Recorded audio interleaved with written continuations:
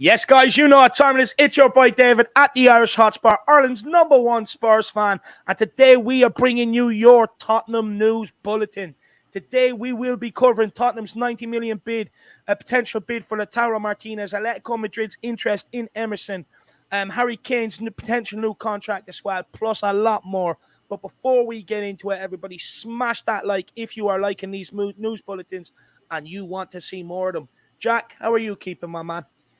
Dave, doing pretty well. It's Friday, kind of the end of the news week, but surprisingly, we're actually finding, some news like popping up here and there. So it's going to be really interesting to see what maybe Dave has to say about maybe this Lautaro Martinez kind of news. Victor Osimhen all of a sudden now has been like linked with us. Feels like we're all of a sudden going for backup strikers galore, Dave, and we're not going cheap. We're going for the most expensive ones out there. So I'd be curious to see what people have to say about that. Is it all just smoke screens? Is it, what can we really make of all of it? We're just going to have to find a way to make sense of it. So looking forward to this show, Dave.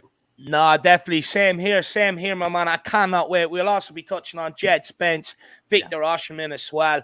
And there's one more there. Let me just remember what it is. Demiral as well. So we'll be touching on all of them as well, guys. But as always, we want to check in with the Irish Hotspur Army. Let's see how you are all doing before we get straight into the transfer news. Theo Isaac says, Yves is a good signing. To Tottenham need players like him, skill and instincts. Absolutely, my man. I was saying it last night, we don't have that sort of explosive player in the midfield, someone that can actually dominate the midfield. You look at Bentancur, Højbjerg, Skip, all great players, workhorses. Bentancur, brilliant on the ball. But we haven't had someone that can dominate a midfield that Moussa Dembele used to be able to do at Tottenham, and hopefully this guy can bring that. Mick Kermalock says, good afternoon, Jack and Dave. Up, it's nice and hot. He's a grandfather, I think, now, too. I think he just became a grandfather, Mick did. So big up, my man. Honestly, congrats. Absolutely huge. Congratulations, my man. Congratulations. Adrian Schrocker says, good afternoon, all. Big up, Adrian. Hope you're keeping well. Stevie Fraser says, afternoon, David and Jack. Not loving the Arsenal signing and us getting rejected on the same day, but Jesus and Nketiah doesn't scare me, to be honest with you. Nah, look, I wouldn't worry about Arsenal. They've gone for this Vieira guy. I think they're trying to go back to the Patrick Vieira days. It's absolutely embarrassing, to be honest with you, Stevie. Chris says, good afternoon from the Northeast, #1 Spurs biggest fan. Mr. David, Harry Kane, Harris, and Jack, Statsman, and Winks #1 fan.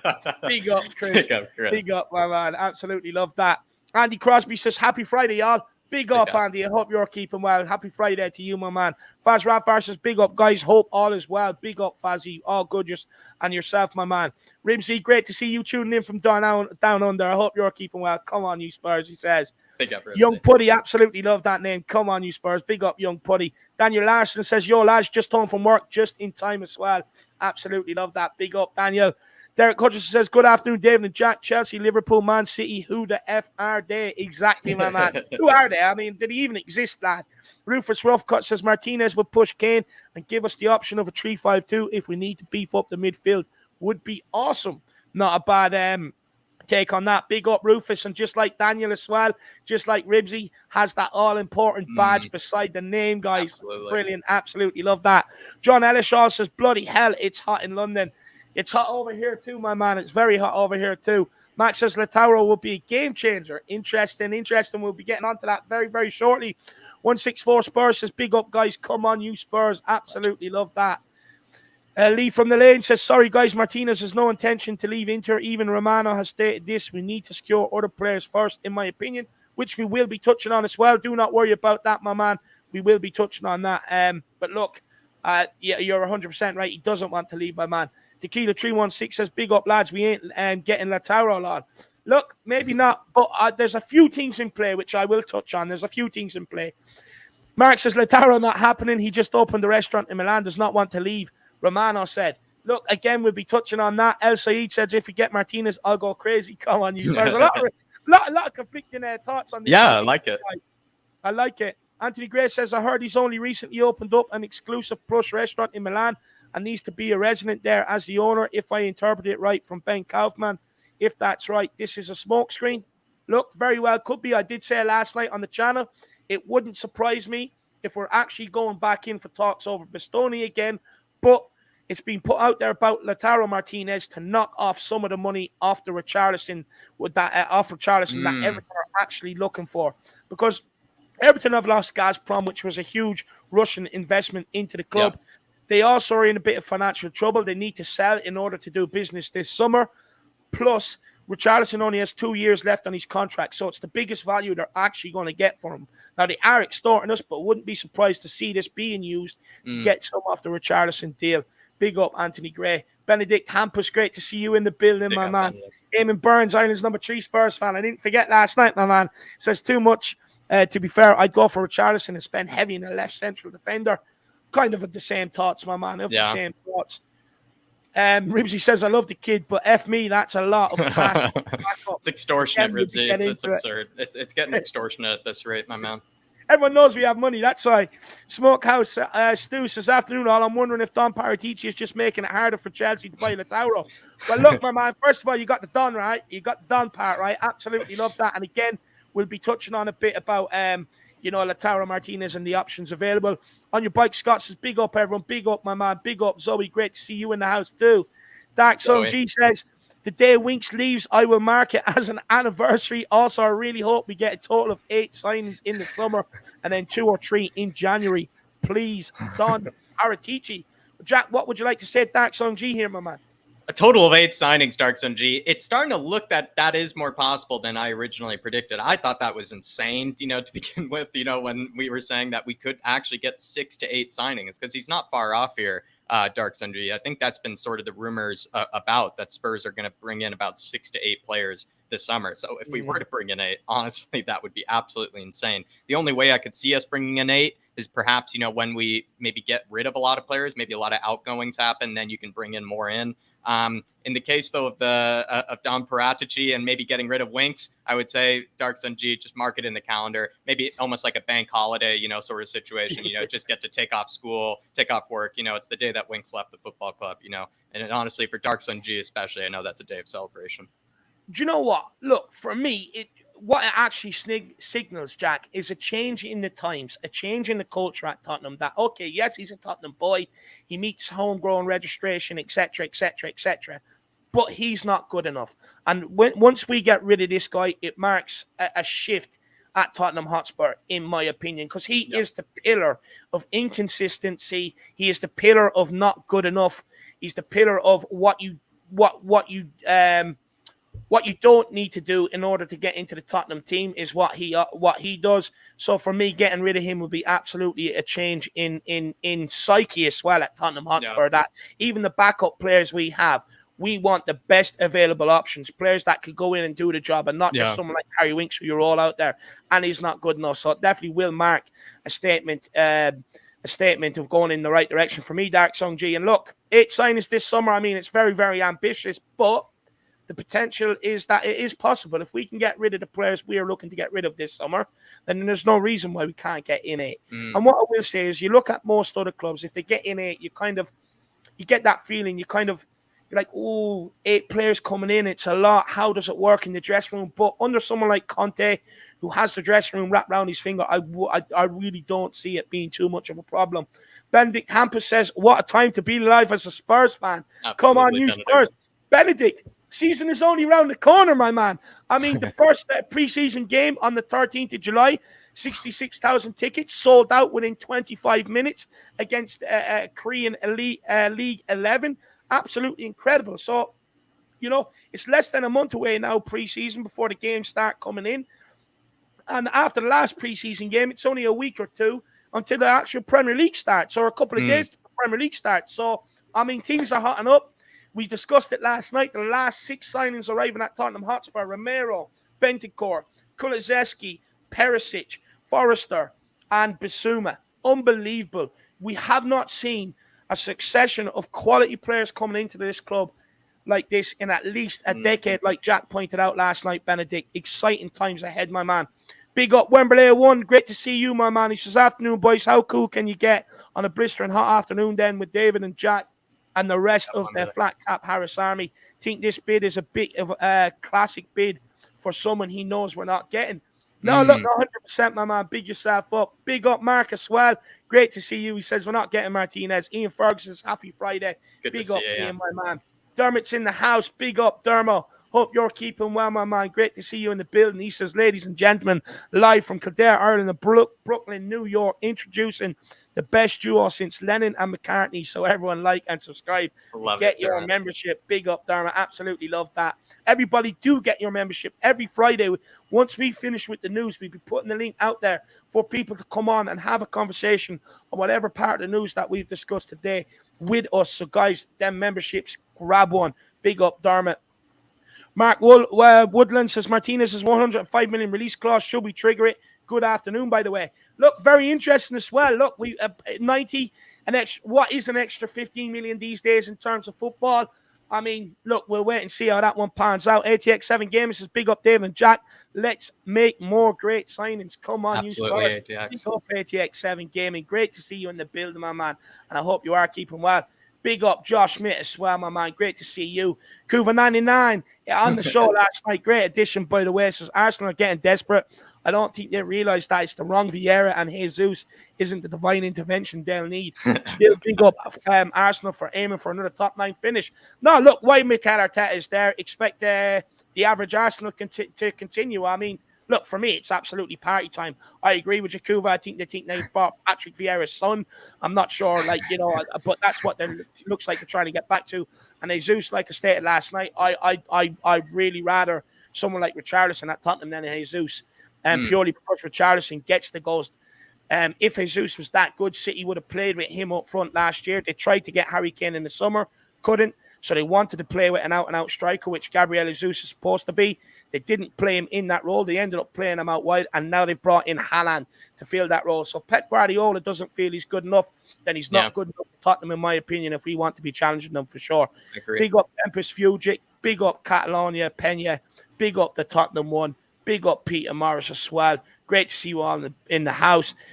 Big up Bill Maxwell. Big up to everyone. Love what we're doing in the transfer market. Tuning in from Jamaica. Come on, you Spurs. Absolutely big love up, that. Bill. Tuning in. Absolutely love that. Then we'll take this from Adrian Chia, Jack, and we will start going into the transfer news. Adrian Chia says, big up, lads. Arsenal just signed a C-Tech Vieira, lol. I'm absolutely buzzing with it. Look, I'm not going to lie. I'm absolutely buzzing with it. I mean, look, I've said this about Arsenal. As long as Mikel Arteta is there, no experienced world-class player will actually want to come to Arsenal. They're going to keep having to get in young guns or players coming from abroad that want to come into the Premier League and try and prove themselves. Mikel Arteta is trying to do what Pochettino done at this club, where he's come in. Pochettino got rid of all the kind of experienced players, anyone with a voice that could kind of talk down to Pochettino or question Pochettino, got rid of them, got everyone doing his training his way, playing his way, and that's what Arteta is trying to do at Arsenal, except for they're trying to do it with a kiddie's crash, and I'm not sure how far that's going to take them. Don't get me wrong, I know the challengers for top 4 last season, but look, let's be honest, like, that young team got absolutely rattled at the Tottenham Hotspur Stadium. We gave them an absolute beating of a lifetime. They're mentally scarred. They ended up crumbling for top 4. Plus, they were playing one game every single week. So, I mean, this season back in Europa Conference League, I think they're in big trouble, in my opinion. Yeah. Big up, Adrian. Big up, Adrian. Absolute legend, honestly. And I could see him maybe doing well, but the last time they got a guy from, the Portuguese league, Nuno Tavares, I mean, the Lego man, stopped playing him. So hopefully something similar happens in that regard, Adrian. Hopefully something similar. And then Ribsy says, all the scum can do is swindle kids to making bad decisions. Absolutely love that, Ribsy. Dark Sun G then says they spent more money for Vieira than we did for Yves Bissouma. I didn't even realize that. I didn't even know what the fee was, actually. That's insane. I think it's rising. I think it's to rise to 35, 40 million, Jack. Wow. They got absolutely extorted for this guy from Porto.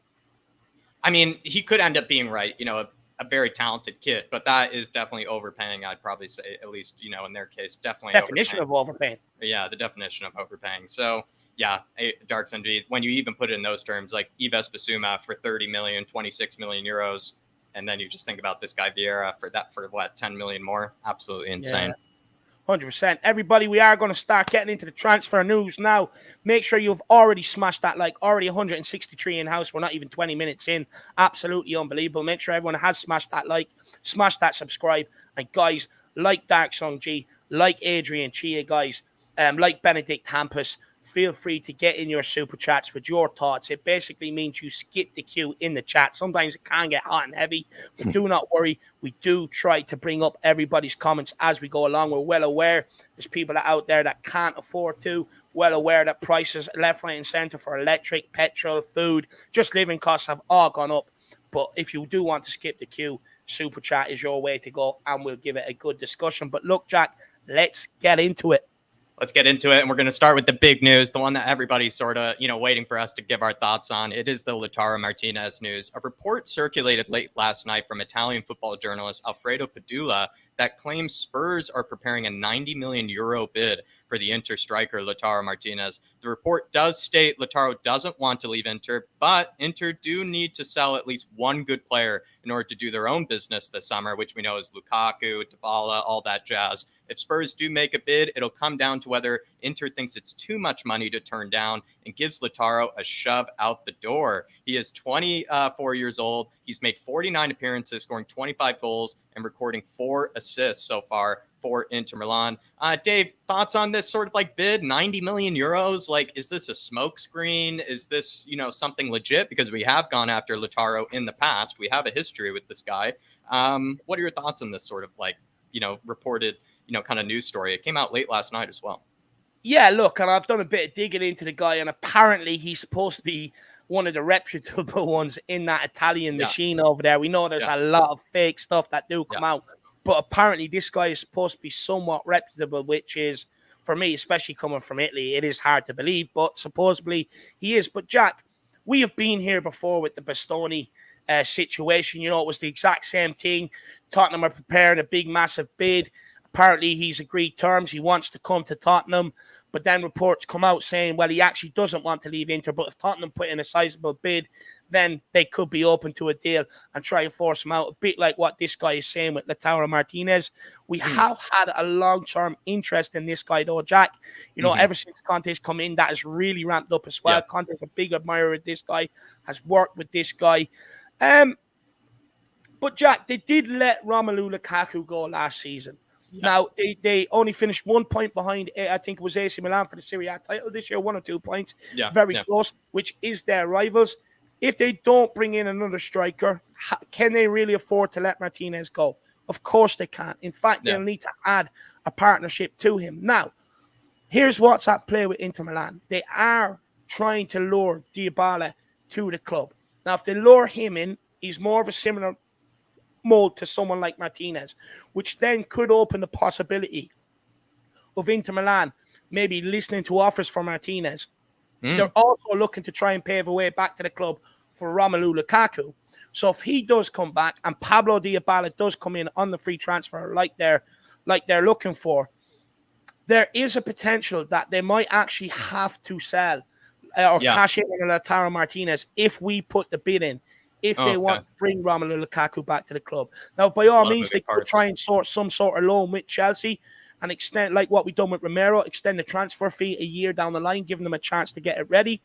But I think if Romelu Lukaku and Dybala do end up at Inter Milan, then this one is a very, very strong possibility, in my opinion.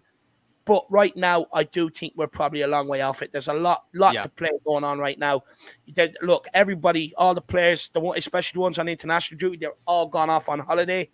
So, if anything, I don't see this one moving for another week or two, to be honest with you, Jack. Two things about this that sort of give me a bit of, kind of pause or, make me a bit, skeptical, in some way. Part of it has to do with the fee. I think that is absurd. I don't think Spurs would never pay nearly that much for Lautaro. Even if they, want Lautaro, I don't think they would pay that much for him. The other part as well, Dave, is, people have brought up, this whole fact that he is investing in Italian property, and you do need to be an Italian, or a resident of Italy in order to be able to own property and actually use it as a business. I actually feel like there's probably a few ways around that. You can probably live in England. Everywhere. Yeah, there's loopholes everywhere. So I think people might be giving that a bit too much, kind of credit. I think that's a valid thing to bring up. It shows that Lautaro does enjoy Italy. He does enjoy Milan. But at the same time, we know so many people in the world that claim to be a resident of a certain country while making money in a different one. So I think that's a very common thing to come about. The other part, though, as well, and I think Tabbatum Duda could back me up here, Dave. Lautaro Martinez was brought into Inter Milan, I believe, from the Argentinian league, if I'm not mistaken, when he was like 19 or 18 years old. They've seen this guy as sort of like a project, for them, like a future star for this club. Almost like a Mauro Icardi, sort of replacement, who was an absolute legend for them back in the day. And they've really invested a lot, it seems like, in Lautaro. He's kind of come good for them, you would say, actually quite quickly as well. He's come good for them. And I would be really shocked, Dave, that sort of like project player they would just all of a sudden, give up on. I know they're really struggling financially, but it seems like that would be the last one they would get rid of. It seems like they might be more willing to let go of a Bastoni. They might be more willing to let go of a Skriniar, let go of a Barella, players like that. Almost, maybe not Barella, but, a Lautaro is somebody, Dave, that they've put a lot of investment in and a lot of faith in since he was like 19 years old. So there's just this element in me that is a bit skeptical that they would all of a sudden, just kind of give up on the guy when he's been doing so well. After Lukaku left, he also did quite well since Lukaku left. He combined very well with Edin Dzeko. So you could see Lautaro actually staying there because Inter have faith in the guy. No, 100%. Definitely have faith in him. Look, Dzeko, that guy must be nearly on a simmer frame by now, Jack. He's just like the eternal. He just keeps going and going and going. But no, look, with Lautaro Martinez, I'd say we are a long way off. Look, if we really wanted the guy, we would have just triggered the 115 million release clause. I went and spoke to him today. Look, for me, I think we're just going to have to wait on this one and see how it pans out, Jacko. Yeah, I agree there, Dave. Might as well then move on to actually some interesting outgoing news. It actually has to do with Emerson Royal, the person I'm going to write a future novel about. Emerson Royal, according to Sky Sports, Atlético Madrid are interested in signing Emerson Royal. They go on to say that Atlético wanted to sign Royal before he even joined Tottenham from Barcelona in July for 28.5 million and are ready to reignite their long-term pursuit of the right back. Emerson made 44 appearances for Spurs this season in his debut campaign and did help Spurs secure Champions League football, whether you want to admit it or not. This deal has the potential to happen as Atletico did sell Trippier, let's remember, to Newcastle for 12 million in January. So they are looking for a right back to replace Trippier. Royal's contract runs until 2026, so Tottenham can demand a decent fee for his services if we choose to sell. In my eyes, Dave, as much as I, have the soft spot for Emerson, if we could recoup most of that fee that we originally paid Barcelona for, I would say you cash in and just let Atletico take him off our hands. Because let's say we just make all our money back on Emerson. It would just be the greatest ever, one season wonder, kind of story, I think. He just comes in, gets us Champions League, bosses out, leaves. I think that would be quite hilarious turnaround for Emerson. But I don't know, Dave. Atletico, they're a very defensive team. Emerson, a very defensive fullback. I could see this happening. It makes sense that Simeone likes Emerson. It makes sense that they've been looking at this guy. And perhaps, with Trippier gone, they are looking for a young replacement. And that is sort of Emerson. Yeah, look, for me, I definitely think this is one that definitely has the potential to happen, Jack. Like Sky Sports were saying, they have had a long-term interest in this guy. They are a very defensive team, defensive first. Emerson would suit that mold. He wouldn't be asked to do a hell of a lot going forward in that Atletico team. So it would suit him down to the ground. I think he'd definitely suit the way they play. But look, what I will say, we paid, 25.8 million for him? There's definitely a chance we can recuperate all of that, or maybe even nick another 5 million on top of it. We all know how much of a hard bargain Daniel Levy and Paratici drive. But look, if they're seriously interested in this one, the ball is in our court, Jack. We set the fee. Look, don't get me wrong. He didn't exactly set the Premier League alight, but he didn't exactly harm his transfer value either, in my opinion. And you look at the guy, 4 years left on his contract, running until 2026, Jack. Look, if Madrid come in with an offer, I think we sell.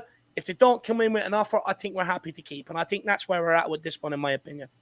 Everybody's blowing up right now, Dave. I know we're talking about my favorite player, Emerson, but we got to talk about Bissouma. It seems like Spurs have just announced. Spurs official, tier one source, Spurs official, have just announced. Here we go for Yves Bissouma, everybody. His medical, I think, was completed yesterday, but now it seems like it's been officially announced by Spurs. I think we knew that this was already happening, but now we got the official announcement. He is wearing the shirt, Dave. He is wearing the shirt. Bissouma. He's now finally secured probably one of the deals of the season, I'll be honest. At least when you look at the transfer fee and the fact that we did make that case last night, Dave, that Bissouma could probably make it into the Liverpool midfield. He could have a chance at, making it into that Man City midfield if he wanted to really push there. He could easily make it into Man United's. We know he could probably make a shot for Chelsea's midfield as well. It's like a top 4 midfielder that you just signed for 26 million euros. I mean, honestly, one of the deals of the summer, in fact, and probably over on the Flat Cap channel, despite the heavy bias that I will have, I might list that as probably one of the deals of the summer, the Bissouma deal for 26 million euros. I don't think you can see past it. It certainly is, Dave, for the quality of the player and for the price included. Sincerely, one of the best deals Spurs have actually made in quite a long time. Because with the case of Romero, Dave, I feel like we did pay a lot for Romero. He's worth every penny, but we did pay lots for him. Kulusevski, I think, perfectly worth the price. Would you say those are bargains? Maybe, but like with Bissouma, you can't argue it isn't a bargain. Absolute bargain, and an absolute steal as well. So I would say, Dave, when you consider the price and the quality of the player, actually one of Paratici's best signings. No, look, for me, I definitely think we've seen the importance of a midfield, Jack, with the lack of options we had at the start of this campaign up into the January transfer window. Since then, we have moved heaven and earth and strides forward to try and rectify that problem, to try and get a midfield that actually can compete in most games. That's why we went and got Bentancur to offer that passing ability to change the way we play. Now we're just looking for that midfielder who has the potential on any given game to dominate that midfield. But also, Jack, give us options depending on the opponent and what is needed in that midfield. That's what he does. I do have the club official statement here, Jack, if you want me to share it in and read it out. I was showing my screen from Twitter, but let's do it that way, Dave. That's a lot more professional anyways. No, I do have the club's official statement here. I have got it up, so I will bring it up now and I will read it out to everybody. Everyone can see that yet? Absolutely, absolutely. So it says, we are delighted to announce the transfer of Yves Bissouma from Brighton and Hove Albion, subject to the granting of a work permit, which he will get a work permit, by the way. The Mali and the reason why I say that, it's not a problem. He already got one to be able to join Brighton. Yeah. So he'll get one to join Tottenham. The Mali international has agreed a deal that will run until 2026. So that is a 4-year contract. A dynamic midfielder. Yves began his youth career at Majestic SC before joining Malian outfit AS Real Bamako, and in March 2016 headed to France to join Lille, making 55 senior appearances for Les Dogues, scoring 4 goals. And interestingly enough, it was actually Marcelo Bielsa that bought this guy through at Lille. In July 2018, he signed for Brighton, making his debut the following month and registering his first league goal in July 2020, a strike which was nominated for Premier League Goal of the Month. Across 4 seasons with the Seagulls, Yves made 123 appearances in all competitions, scoring 6 goals, and in the 21-22 season helped them to a 9th place Premier League finish, the highest top-flight finish in the club's history. As you can see there, look, he doesn't exactly bring goals to this midfield. Maybe that's someone we could something we can address by bringing in someone like a Christian Eriksen that is maybe a bit more attacking minded, but we'll get into what this guy does bring. On the international stage, he has made 23 appearances to date, scoring on 3 occasions since making his senior debut in October 2015. The following year, he represented Mali at the African Cup of Nations, which is just gone, netting the decisive goal to seal his team's place in the final, where they would eventually finish as runners-up. Yves was again called up by Mali ahead of rescheduled African Cup of Nations, which took place early this year. And even though the investigation was still ongoing, he was still allowed to leave the country and go play the African Cup of Nations, which is another reason why I don't think this investigation, I think it's just more so guilty by association than actually guilty of doing the crime accused of. So there you are, guys. There it is. That's the club's official statement on Yves Bissouma. But this guy, Jack, for me, he just brings us different options, depending on what's needed in the game. He brings legs, a pace into that midfield. He brings a ball running ability like Moussa Dembele used to be able to do. Pick the ball up, explosive, beat 1, 2, 3 players, take them out of the game, get us going in a forward sort of motion. Because we've seen this season, Jack, teams know what we want to do. Because we don't have that player in midfield, they're all waiting for us to pass out from the back. The wing backs are holding back. We have to use them to try and get out. With this guy, Bissouma, what he does, he has that ball carrying ability. So you can get your wing backs, hopefully, potentially, to push on a lot more. Teams might be less resistant to press this guy, knowing that he's able to beat them on the ball. So for me, I think a very, very clever signing by Tottenham. I think Tottenham have actually approached this window very aggressively, if I'm being honest, Jack, in my opinion. You look at the window's only open, nearly 2 weeks now at this stage. You've already got in 4 signings: Perisic, Forrester, and now Bissouma. Sorry, 3 signings. Now Bissouma. And we've only spent £25 million, Jack. That's all we've spent. It's absolutely unbelievable business, which leaves us a lot of money to fix other problems and areas in this squad. I really like the way Paratici has approached this market. For me, it's a change and a sign of a change in times, Jack, the way we are doing our business early, which we don't usually do at Tottenham Hotspur. If we can bring in Jed Spence, again, for me, I think another exciting signing. I'm very happy with how we've started off. You have to look at it, right? We scraped top 4. So you're looking at Tottenham. Get ahead of the people you scraped top 4 over. West Ham, United, Arsenal, which we are doing. Yes, Arsenal signed Vieira, but no one's ever heard of him until Arsenal put in a bid for this guy. You know, but Bissouma, Premier League quality, Jack. Premier League proven, which is the biggest thing. You're not bringing in a guy from a foreign league where he has to adapt to the physicality, the pace, has to maybe adapt his game to be able to handle the rigorous routine of the Premier League. This guy is already up to speed with this, and that's what makes it a big plus. He can come in, hit the ground running, and Conte can now work with this guy pre-season and just explain to him what he wants. A very, very exciting signing for Tottenham going forward. This is a guy that absolutely destroyed Harry Winks in the FA Cup when we bet them 3-1. He also scored, but he absolutely destroyed that midfield until Bentancur came off the bench, which he actually made his debut in that game. But again, it's exciting times. We have options. You look into early cup games, Jack, where notoriously we were putting out players where they didn't really want to be here. They didn't really put in the effort out there. A lot of youngsters like Gil Messi, Dane Mbappe suffered because these guys in the midfield couldn't get a grip because they couldn't care. But now you're going into these cup games. You're either going to see Skip and Højbjerg, Bentancur or Bissouma in these games, which is a good grounding in the centre of midfield, and you can slot your players in and around them. We are building a serious footballing team here, Jack.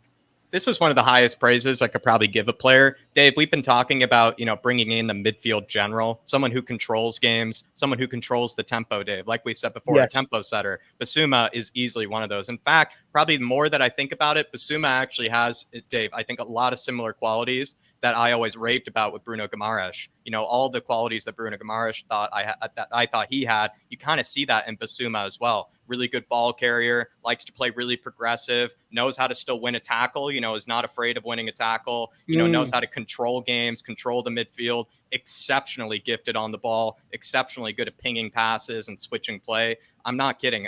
And this is probably the highest praise I could give, sort of a midfielder. I see a lot of qualities that Bissouma has in the same player, Bruno Guimaraes, someone who I think would have been the perfect midfielder for us. And now that I even look at it, Bissouma actually offers probably things that even maybe Bruno Guimaraes might not even offer, to be fair. He's that good of a player.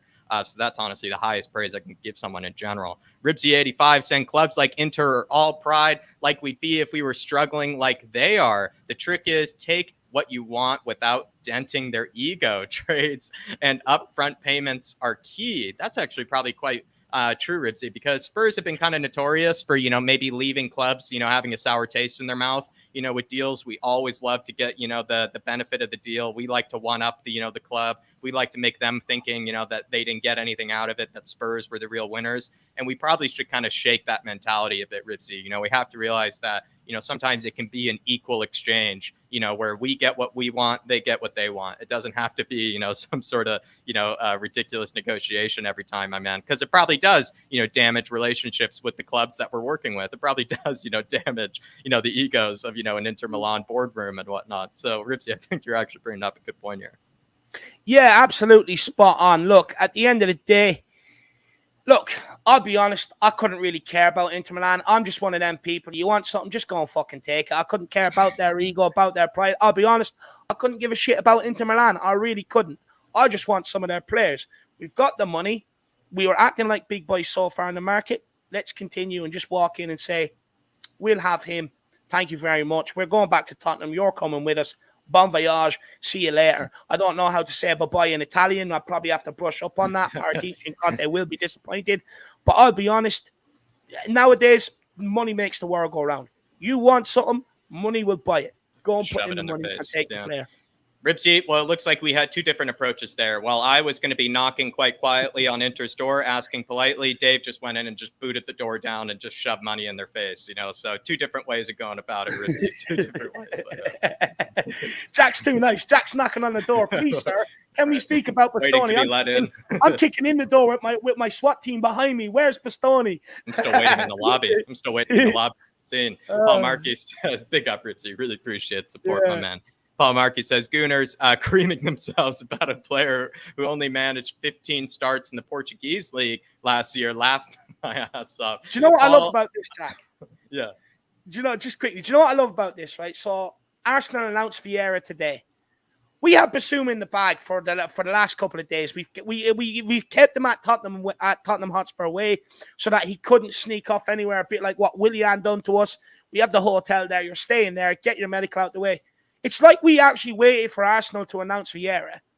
Because we could have announced this yesterday, last night. We could have announced it early this morning. We waited to nearly 4 p.m. on a Friday, even though every Spurs fan knew it was done. But we've done it. We waited for them to announce Vieira, and then we just overshadow it and announce Bissouma. For me, I'm loving whoever's in the PR team at Tottenham right now because that's purposely done. That is an unbelievable play. That's basically just shitting on Arsenal's crest. Once again, taking your pants down, dropping a big dookie on the jersey. You know, absolutely love it. I love what Tottenham have done here. Excellent. You can sign Vieira, make your big song and dance. Everyone will think you're great. It's Friday.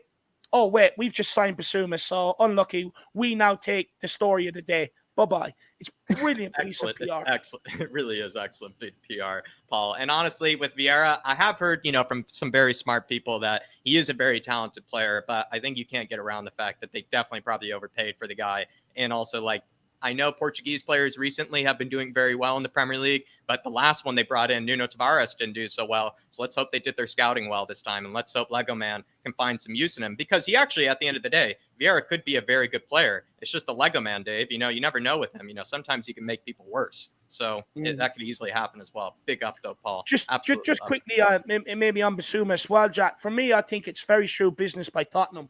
I think we've definitely gone in and done our homework on the pending case around him, where other clubs maybe haven't. We've realised that he did only have 1 year left on his contract, so that the price was going to be low enough. And we went and got it done when there was a host of clubs interested in this guy. Every pundit sits there, talks about this guy. They love him. Chris Hughton has come out and said how great this guy is. He's the one that brought him to Brighton. He played underneath him, gave him his Premier League experience. He's a big fan. Harry Redknapp came out on TalkSport, said he'd pay up to 70 million for someone like Yves Bissouma. The fact that we've got him for 25 million, a lot of people are already calling this the deal of the summer, Jack. It's an unbelievable deal. People tried to get him out of there last January. Aston Villa, Liverpool were rumored to be interested. Arsenal have been long-term admirers. But all they've done really, Jack, is sit there with the binoculars doing their scouting. We've just walked by in front of the line of their binoculars, in front of their vision, and went and took them. It's absolutely unbelievable by Tottenham. Again, it comes back to the aggressive, meticulous approach to this transfer window, and I bloody love it. I'm all for it. All hail Don Paratici. Hail the man. Hail the Don. Hail the Don. Big up, Paul. Really do appreciate it, my man. Just want to say quickly, actually, before we do move on, guys, there's nearly 300 people in house. There's already 280 people watching. There's less than 100 likes. Come on, the Irish Hotspur Army. We've just signed Yves Bissouma. If you want this guy to take off at Tottenham Hotspur, you've got to absolutely obliterate that like button. It's less thumbs than up, 100. one down Come on, there. Harris Army. It's free. You don't even have to obliterate. You can just give it a little love tap, whatever you need to do. Just hit that button. Absolutely. And Martin Walton, a very smart man here, even just saying Vieira is a really good little player, but such a stupid signing by the scum. They are already having two similar players in the same position. Martin knows his stuff as well. So the fact that he's highlight little, Martin. Highlight the little part. But somebody who actually could be an even better signing than Vieira, Dave, and a lot of people were coming into the chat about this one, is Antony. And Manchester United are facing competition from Tottenham to sign Ajax's winger Antony, according to Miguel Delaney, chief football writer at The Independent, in his latest newsletter for the paper. Tottenham are willing to offer Steven Bergwijn as a replacement for Antony. As we know, Steven Bergwijn has already stated his intention to leave Tottenham in the summer in order to get first-team football. Manchester United target Antony is understood to be among Erik ten Hag's top targets ahead of the new regime at Old Trafford, but United are yet to make an opening offer. Antony has played 32 times for Ajax last season, scoring 12 and assisting 10 with 2 goals and 4 assists in 7 games in the Champions League as well. The Champions League, I think, was when he really blew up, I must be honest. That's why I thought it was important to add that in. I thought it was important to add that in. All those assists he was giving Sebastian Haller were just unbelievable, I must say. All those outside the foot, crosses and whatnot. So, Dave, I mean, I'll be honest, Antony, he's probably a true right winger. He's unbelievable. He's actually probably a bit similar, to Rafinha in that he's exceptionally skilled on the ball. Like, that guy loves to embarrass people. He loves to go for very audacious and kind of flair passes and tricks and whatnot, but is still exceptionally effective at it, kind of like Rafinha, and is really lightning quick. He's really creative. He's almost kind of like a number 10, probably out wide, to be fair. I really like Antony, Dave, but he is Ten Hag's maybe top target. What do you make of this rumor? Do you know what, Jack? For me, look, first of all, anyone that plays FIFA, be scared if he joins Tottenham. Jack knows what to do with this guy in the game. But what I will say, Jack, is for me, I actually really like Antony. I think he's one of the top prospects, around Europe, 22 years of age. United have been interested in this guy for a number of weeks now, but have actually failed to put in a bid, which is now given us a chance to come in for this guy. Now, we can offer Steven Bergwijn as make-weight, but we probably will have to add cash with that. So it definitely puts us in the running for this guy. Now, this guy, Jack, he might actually prefer to go to United because Ten Hag managed his career at Ajax, and he might see Ten Hag at United as the perfect man to maybe guide and manage the next step of his career. We've seen players like Memphis Depay go over there before. Hasn't exactly worked out. So maybe he sees this, maybe he might use Ten Hag to kind of get his Premier League career up and running. Very skillful, direct, very, very quick, Jack. Has a goal in him, has an assist in him. I highlighted the Champions League games, 7 games, 2 goals, 4 assists for a reason. 6 goal involvements in 7 games. Yeah, unbelievable. So that if people say, oh, but that's the Dutch league, I get it. I thought, look, the Dutch league, I can inflate my numbers in the Dutch league, but the fact that this guy can replicate on the Champions League stage proves to me that there's definitely a player there, Jack. I'm a big admirer of this guy, and I would love to see him come to Tottenham. Now, I do believe that maybe potentially Chelsea and a host of other clubs are actually maybe looking to strike a deal for this, but we have the upper hand on this, and especially with United, because we can offer the Champions League football, where he got his 6 goal involvements in the 7 games. He clearly loves the big time. But if they are looking for a replacement for Antony, well, Bergwijn is their man. They've also had a long-term interest in Bergwijn. Tried to take him off us in January. Bergwijn has come out and stated while he was on international duty that he is looking to leave Tottenham to get first-team football. He doesn't want to come in here and be a backup or even fight for his place. So I think the fact that we can offer them a ready-made replacement plus cash for them to maybe do other bits and pieces in the transfer market, I think it puts us in pole position, in my opinion. Bergwijn you could see as being the huge bargaining chip in this that probably Man United don't really have. I don't really know if Man United have much of a bargaining chip in this situation, right? They don't offer Champions League football. The only thing they're offering is just the previous coach that he's been working with. Whereas Spurs, they're offering Ajax the player that they've really wanted since January. And maybe if Spurs did really like Antony and they wanted Antony, perhaps they'd be willing to, probably accept, like the 20 million euros that they probably originally wanted to give for Bergwijn if they could take that 20 million euros off the Antony price tag. So I don't know. I could see this as actually a pretty good swap deal, to be fair, between Bergwijn and Antony. It's not really one that I actually do see happening. I'll be fair. I just don't see this happening. At the same time, though, it sort of makes sense because, like you said, Dave, they have that sort of, bargaining chip in Bergwijn. 100%. That, no other club has. We have a piece in the puzzle that, sort of no other club can claim that they have. No, 100%, Jack. I do think, look, maybe we could be being used here to kind of get that money and that bid out of Manchester United, that official bid there. Ajax are probably sick of waiting around for that money. They want to do their business. That money would be a massive help to what they want to do. But look, again, Jack, Tottenham have put themselves in if somehow Tottenham's name are in the ring. If you want this guy, go and get it done. Look, we've had close contacts with Ajax down the years.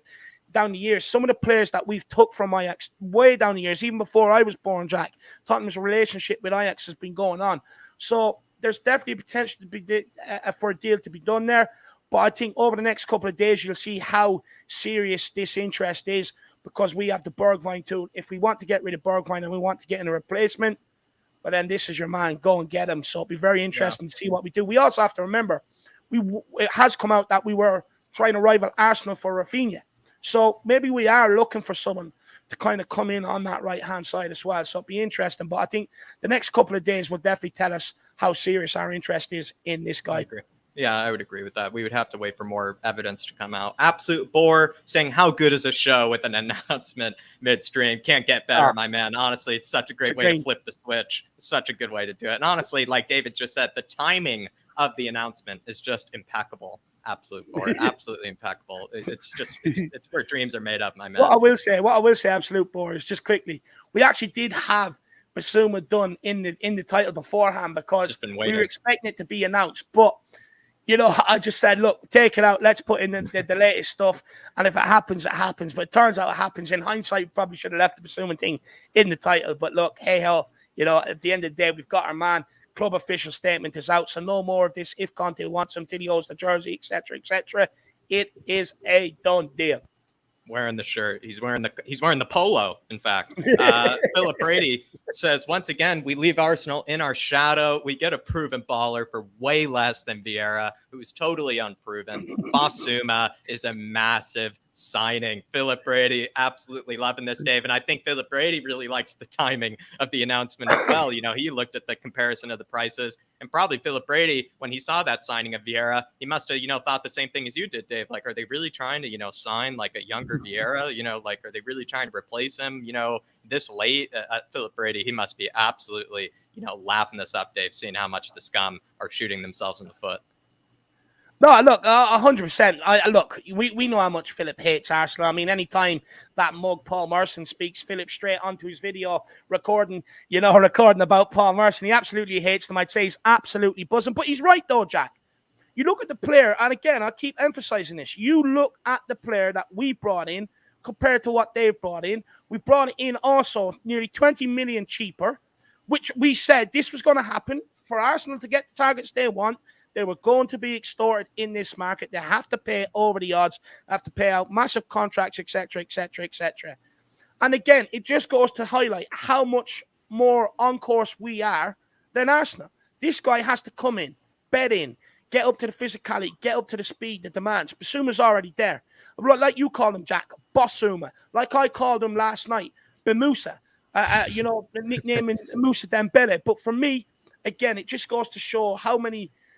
If I was an Arsenal fan, I'd be really scared right now. I'll admit, I'd be really scared right now if I was an Arsenal fan. You're looking at what's come in at Tottenham this summer, what they've brought in, the knockoff Marquinhos, Patrick Vieira's son. I mean, it's absolutely ridiculous, Jack. They're putting it out there, we're getting these big names, but they're not actually the big names that Patrick Vieira once was, or that the actual Marquinhos is. They're just knockoff versions. You look at Tottenham, Perisic, backup goalkeeper that is ready to come in cup games rather than it be that burnt Leno idiot, or that other idiot that they brought, that Icelandic guy or whatever he is. He was absolutely crap, played a few games for them. You you look at Perisic, who's been brought in. They struggle. They struggle out in the fullback areas, in the wing areas. You know, you look at Bissouma coming in, the dominance we have in midfield. We already ripped their midfield apart already the end of the season, let alone what we're going to do to them now with Bissouma coming into the midfielder, or Bissouma, as you like to call him, or Musa, as I like to call him. Philip's absolutely spot on here. He's buzzing.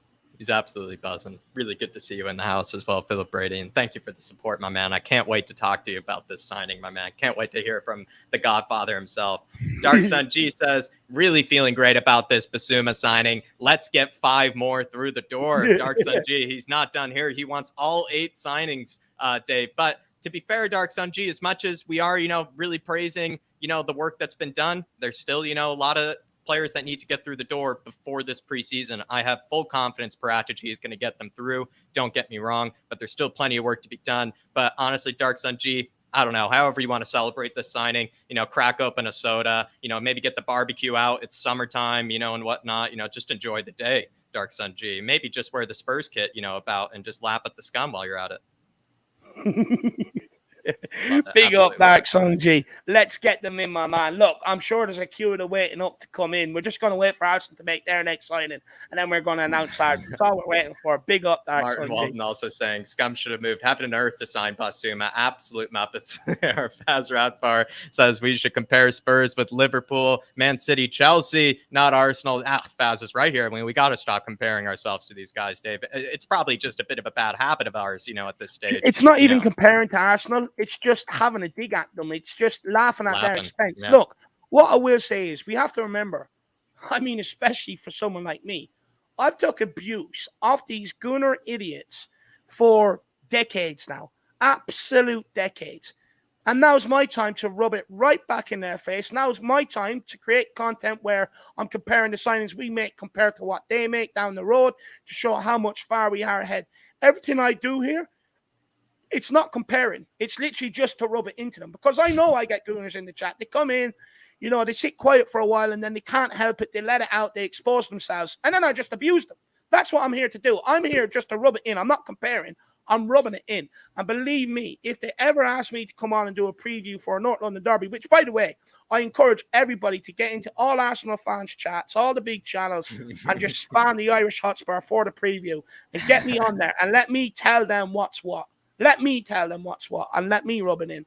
Absolute, Dave. Honestly, he's bringing the energy. Big up, Faz. No more comparing ourselves to them, Faz. Absolutely right, my man. But still plenty more news to get through, and we'll try to get through it because we are still going to bring people onto the show. We still promise to do that, everybody. We will be putting out the link. We just don't want you sitting in the back end because David and I, we're not the best time management sometimes. We just have so much to say. We have so much to get out there. But then we're just going to let you guys have your say, and we'll probably just shut up and let you guys, have your say. So we will put out the link for all of the fan show members. Everybody grab those memberships. We will be going through everybody today, and you'll be talking about all the news that Dave and I have been talking about. Just a few more to get through, Dave. Tottenham want to sign a 3-year extension for Harry Kane, actually, Dave. And according to Tutto Mercato, Tottenham want Kane to pen that 3-year extension, which would commit him to the club until the 2026-27 season. His existing Spurs deal, as we know, only has 2 years left.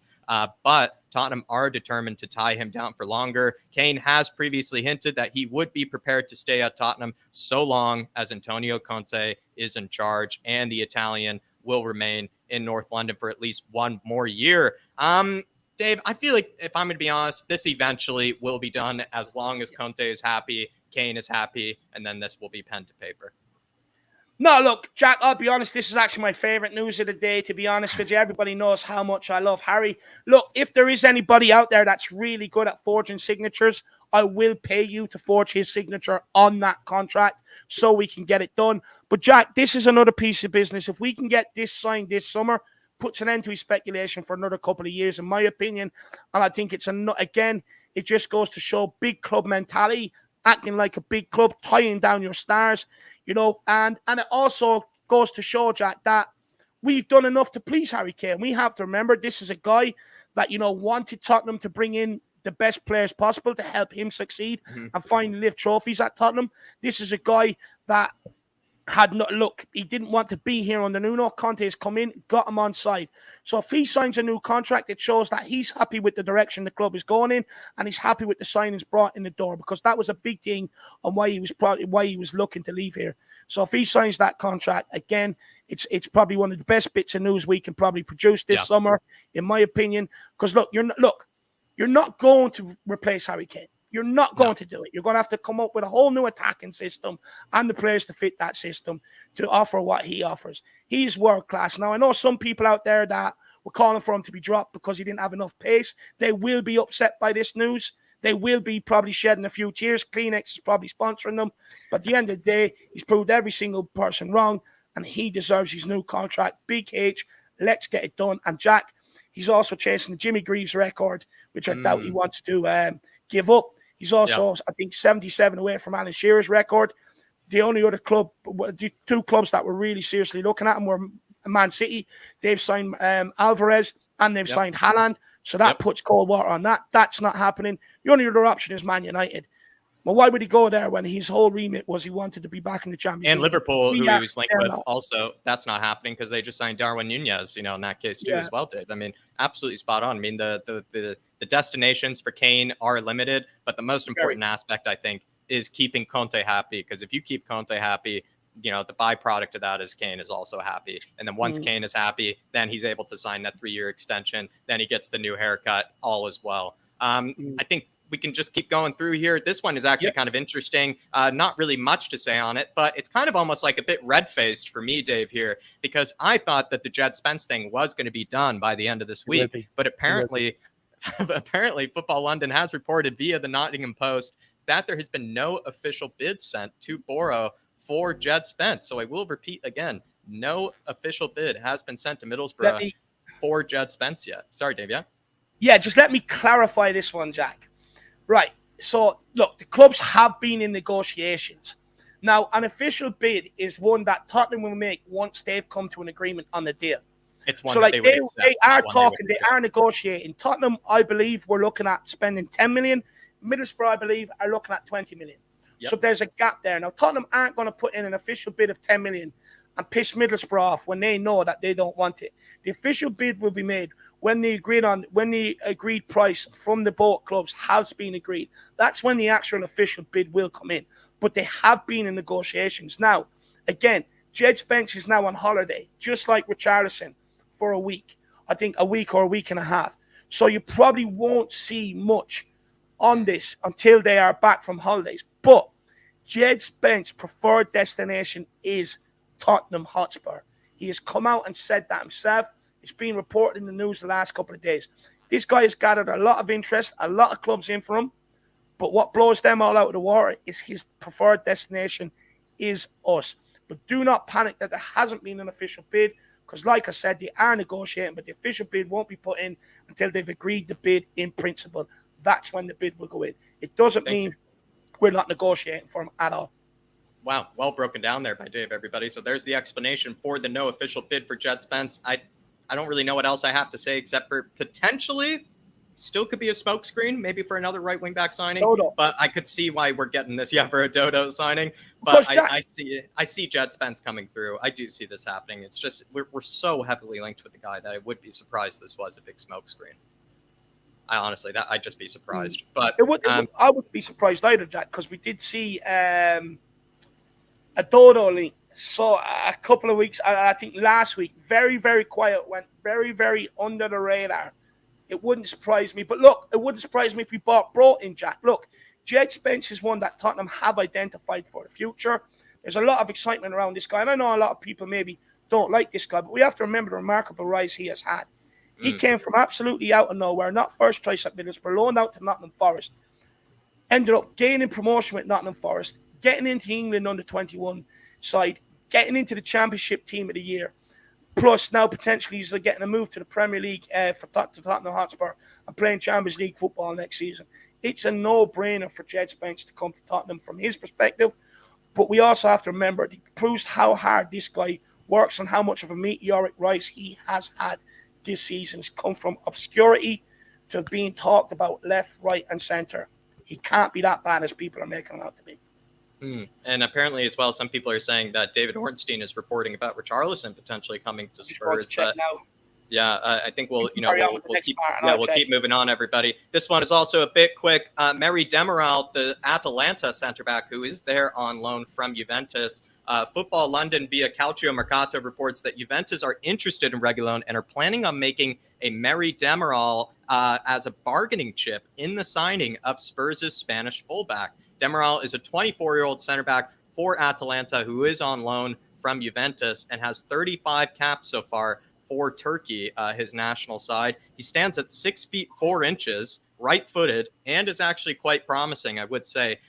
For me, I would say I could see this deal happening if Juventus actually are really interested in Reguilón. And if they do want to use someone like a Demiral as a bargaining chip, if perhaps someone like Paratici really rates Demiral, and if Conte has no issues with Demiral, you could actually see this happening. And it could be a bit of an under the radar sort of signing, because we haven't talked a lot about outgoings, but I have seen a few separate occasions links with Reguilón to Juventus. So now that this Merih Demiral sort of report is coming out, I could actually see this being, having a bit of substance behind it. Where some of the other reports we were talking about don't really see there, being, real likelihood in it. I could see this actually happening. It kind of just sort of makes sense on paper for me. But I don't know, Dave. I know you might not, be a big fan of Demiral, or maybe don't know too much about him. But the fact that Juventus do want Reguilón sort of makes me think that this deal is not it's not entirely impossible. Like, it sort of makes sense.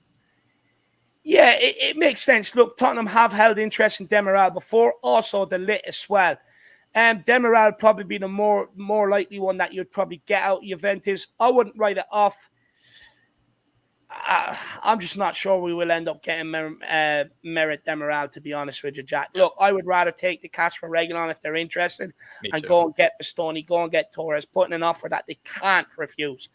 They can't refuse. Go and get them in. Get your first targets in, your first choice targets. Go and get them. Look, I like Demiral. I think he's a very big guy, Jack. He's well able to look after himself. But for me, I'm set on Bastoni and maybe a Torres. Yeah, and he would be more of a dire sort of competition anyways. Like, it's not fixing the left-sided center back, issue at all. There's no way he can play the left-sided center back, position. So it makes sense, but at the same time, it doesn't fix all our issues. It doesn't fix, the problems that Spurs are trying to address in the market. I do agree with you there, Dave. Last one, but not, oh yeah, sorry.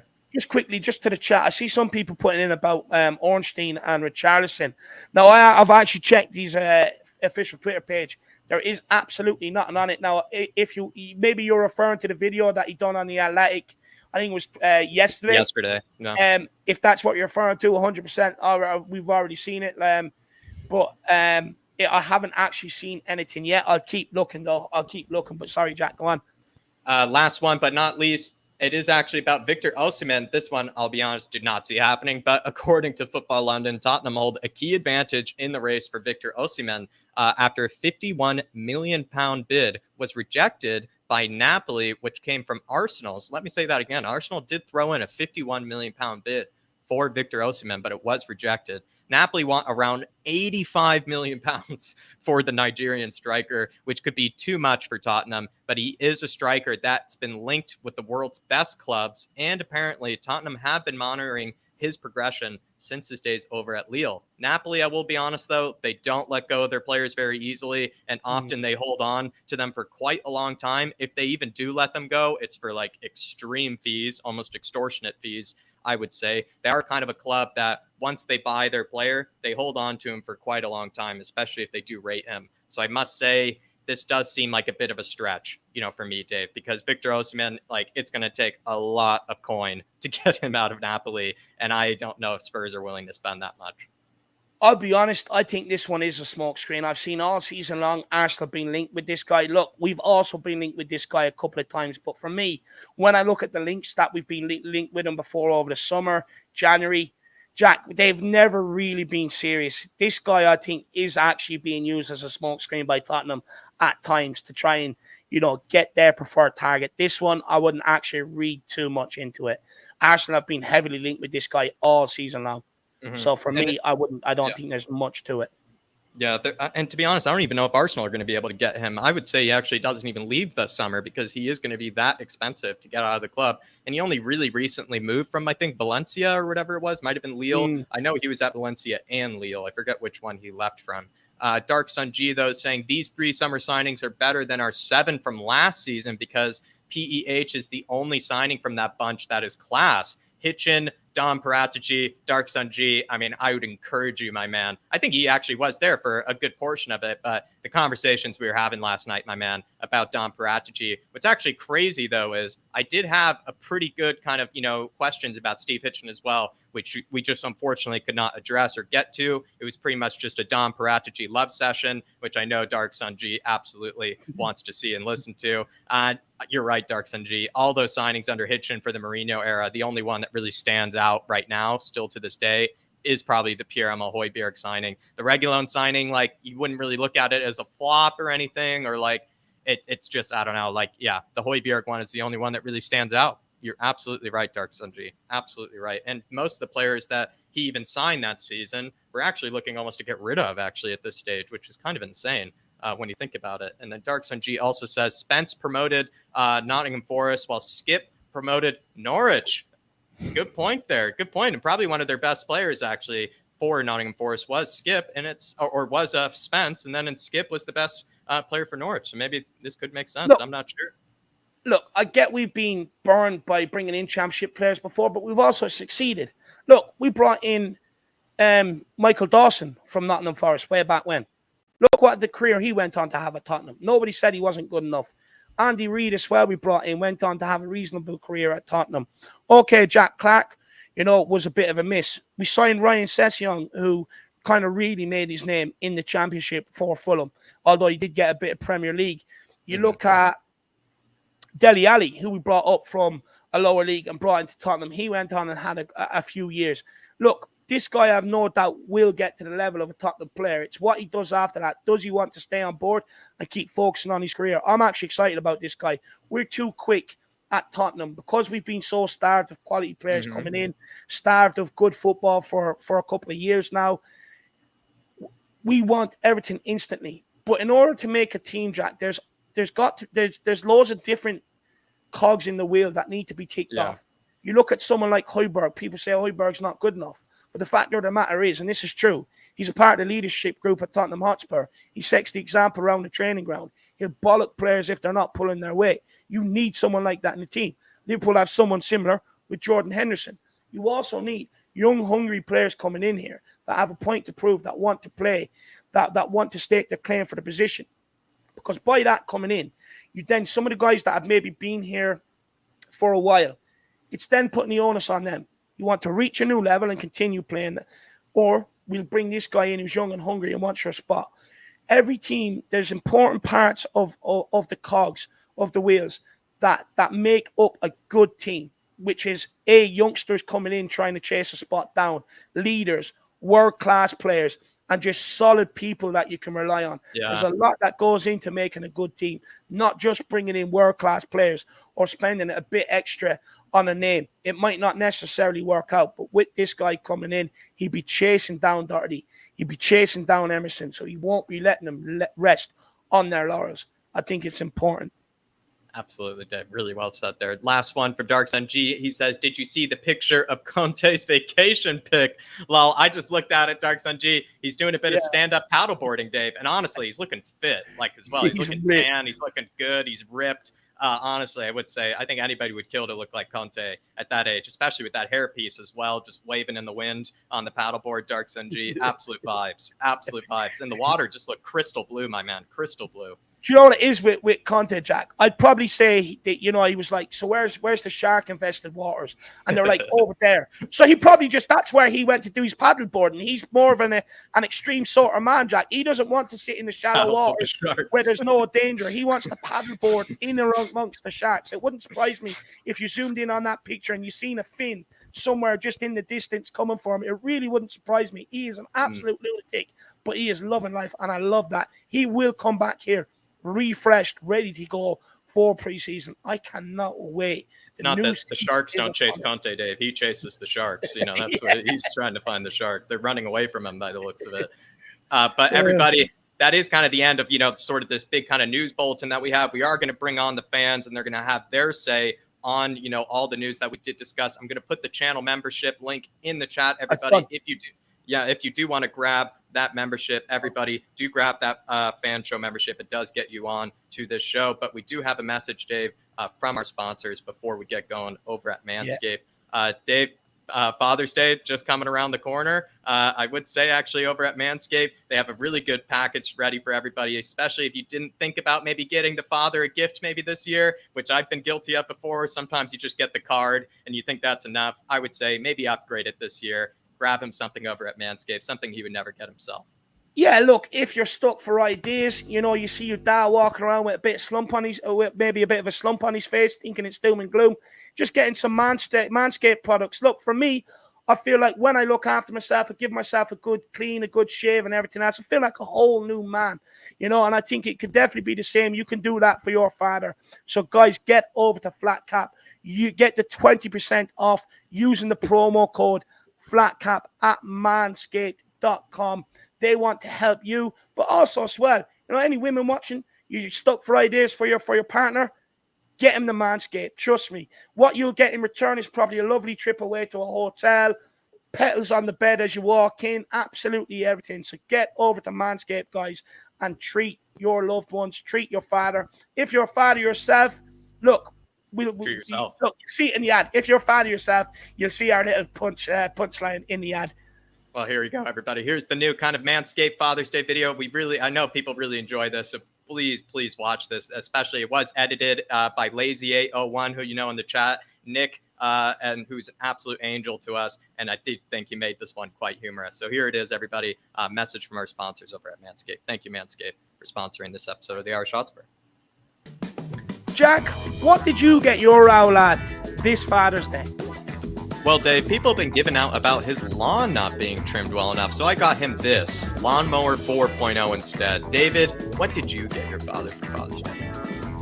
Well, Jack, my old lad had a hard time trimming the bushes because his garden shears are rusty, so I got a Manscaped Shears 2.0. Gentlemen, Father's Day is just around the corner, and our friends at Manscaped are here to ensure all the father figures out there are looking daddy material this June. If you're looking to impress your dad this Father's Day, head on over to manscaped.com and use the code FLATCAP from us at the Irish Hotspur to get 20% off plus free shipping. Jack, just out of curiosity, why did you get your owl lad Manscaped's Lawnmower 4.0 instead of any other lawnmower? Lawnmowers are expensive, Dave. It's a bit ridiculous to ask me to get him a new one. I feel like his other one was working just fine, so I thought I'd get him a different type of lawnmower, one that's affordable, stylish, help his productivity, and is something I know he would never get himself. Manscaped is designed with fathers in mind, and the Performance Package 4.0 is here just in time for your pop's special day. Inside this package, you'll find their Lawnmower 4.0, the Weed Whacker, ball deodorant and toner, boxer briefs, and a travel bag to hold all his goodies. And all the ladies out there, if you find your man slumped over his lawnmower, crying his eyes out, get him the Performance Package 4.0. He's just going through a rough patch, I swear. All the sons, treat yourself and your dad. All the dads out there at the Flat Cap Army, buy this for yourself. Your kids might not be the only one calling you daddy this Father's Day. Get 20% off plus free shipping with the code FLATCAP at manscaped.com. That's 20% off with free shipping at manscaped.com and use the code FLATCAP. There you are, everybody. No, I'm just going to say thank you, Manscaped, for sponsoring this episode of the Irish Hotspur. Everybody, if you do get over there and grab something off the website, it was a massive help, and hopefully they'll continue their sponsorship of this channel. But look, Jack, I presume we'll get straight back into it, my man. Let's get straight back into it. Bring the fans on, Dave. And I think we have someone who made a debut with me last time, but now he gets to make his debut with you. It's our man out in Freiburg, Rufus Roughcut, one of the best I've names. I've spoken to this guy a lot on Twitter, or not Twitter, Instagram. We've had some on Instagram. Respect, Harris Army, finally connected with you. Big up, my man. How are you keeping? I'm good. I was a bit starstruck in my interview on Monday. It was a bit. No, you've done fine.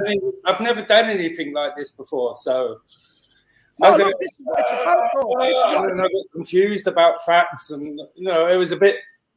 No, look, smashed it, my man. I didn't embarrass myself too much. Rufus, this is what it's all about. People that have never done this before. This is what this channel is about. Getting people on to come on and have their say on all things Tottenham Hotspur. So, I mean, what part of the news piqued your interest today, my man? Well, I actually made a list today, so Let's I didn't go. get confused. Let's go. Let's have the list. I would really like to ask if I can just ask something from all of the fans out there. The last time I was at a game at White Hart Lane was in 2001. I've never been to the new stadium. It was my son's 21st birthday this year. And on the 6th of August, I've actually got holiday. He's got holiday. And we don't have membership at the moment, but we're both closing our membership at the moment because it was made available today. And if there are any fans out there that have 2 tickets for Southampton, preferably next to each other, me and my son would just be so thankful. It would be the most amazing thing that ever happened to us.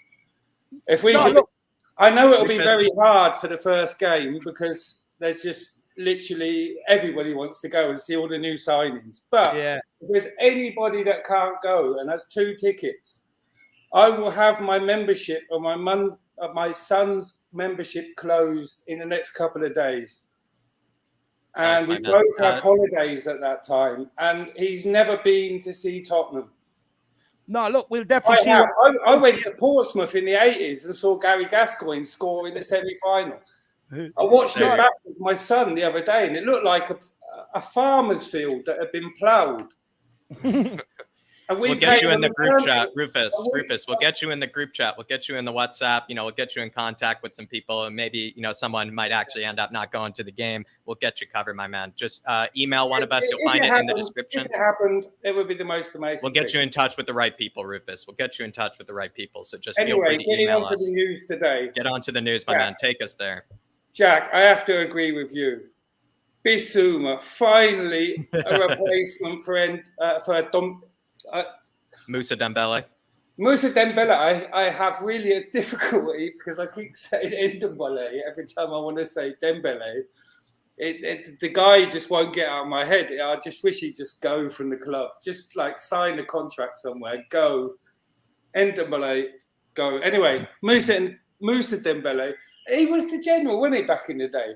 Yeah, we've missed that. We've not had that for so long. We haven't had it for so long. He's sort of the Bissouma replacement with the ball carrying. Sorry, Dave. No. Yeah, but I mean, we've really just missed somebody that can boss games. And what he did against us this season, and not just in one game, consistently. And not just against us, he did it consistently against other clubs as well. The man is a machine. It's an absolute machine. For the price we paid, it's TK Maxx. He went to TK Maxx, got a Bissouma, Yeah. And we have an update, my man Rufus. Paddy Harnett says he will apply for the tickets. Send him a DM. I've already sent him one on your behalf. I'll get you in contact. And he says he will get them tickets for you, Rufus. Oh, fucking hell. I'm nearly crying. Well, look, my man.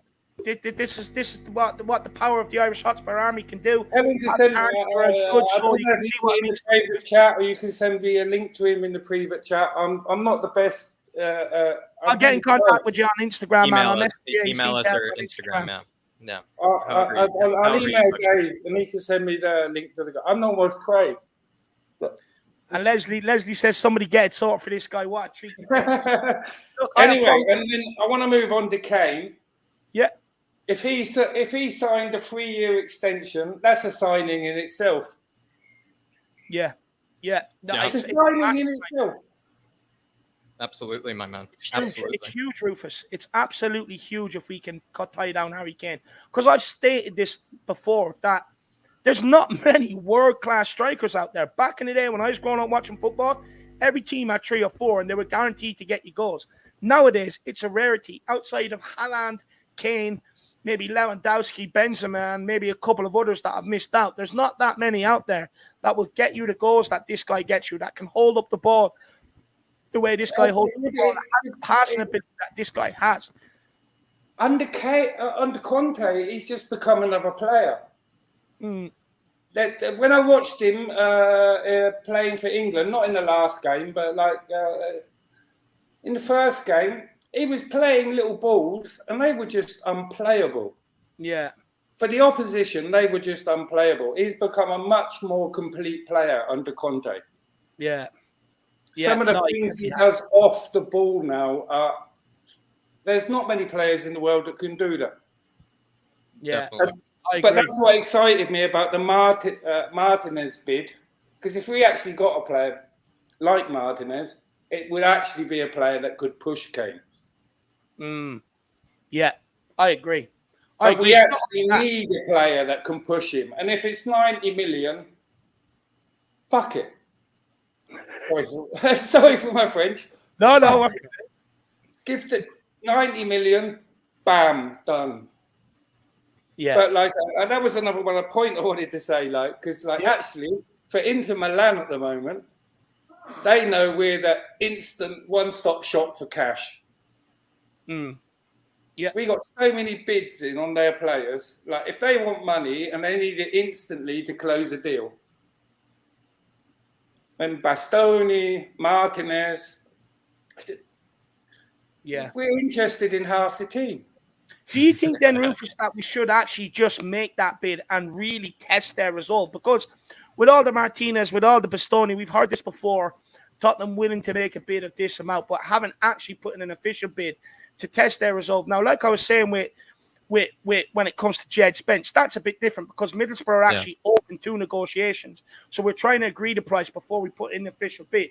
But with Inter Milan, they're not going to sell unless somebody actually tests them with an official offer. Do you think that's the route to go down and really try and get one of Bastoni or Martinez in the door? I think with Jed Spence, we can take our time a little bit because there's nobody else really in for him that he prefers over us.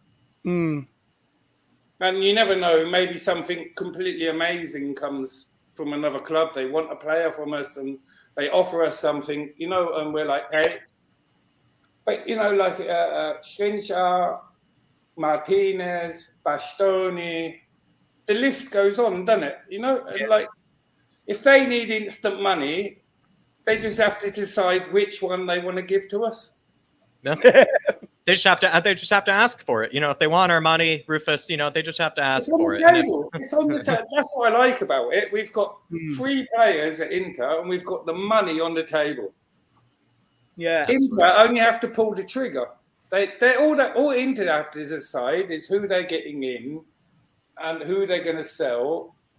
And then they pull the trigger and Spurs transfer the money. That's the way I see it. I would love that to happen. What's next on your list, my man? Well, just quickly, back in the day, Dave, we both got called idiots for calling the January window a fantastic window. I got abused. I got laughed at. I got abused left, right, and centre. But I will send you a link later to this guy I watched on YouTube today. He was pure comedy. A Spurs fan that says the Don is nothing. It's all Conte. Yeah, look. It's the best bit of comedy you'll watch in your life. I actually think he's an undercover gooner. Some people, you know, they just don't like giving the Don the credit maybe he deserves. Rufus, what are your thoughts just quickly, my man? You know, like Don Fabio, are you a believer in Don Paratici? You know, I know we're a bit crazy. You love Fabio? I love him. I know he's got fingers in lots of pies and sometimes people get disappointed.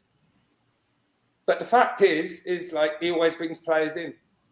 He's a shrewd operator, you know, and since he joined the club, there's never been a window where we didn't bring anybody in. And I'm not saying everything worked out, you know, like or stuff, but like I see a tendency now.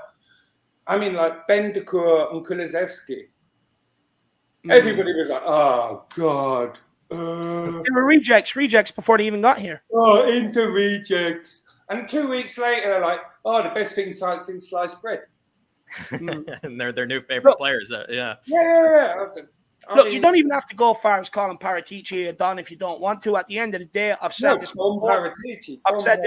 It was only a nickname. It was only a nickname. I didn't expect it to trigger the whole Spurs fan base, if I'm being honest.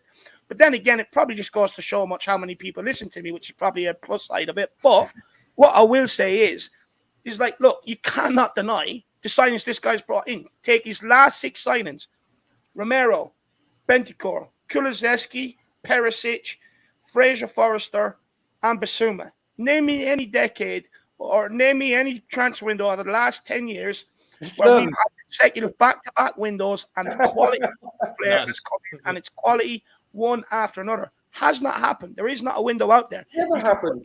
Individual brilliance, but not the level of the quality of the signings we have made. You don't have to call the guy a Don, but at least try and recognise what he's actually doing at Tottenham is what I say. There's never been a window like this in God knows how long, and probably not since ever. Yeah. I mean, just look at the players we're getting it. No, honestly, I can't ever remember. Okay, we got a Van der Vaart, and then we got this, and then we got that.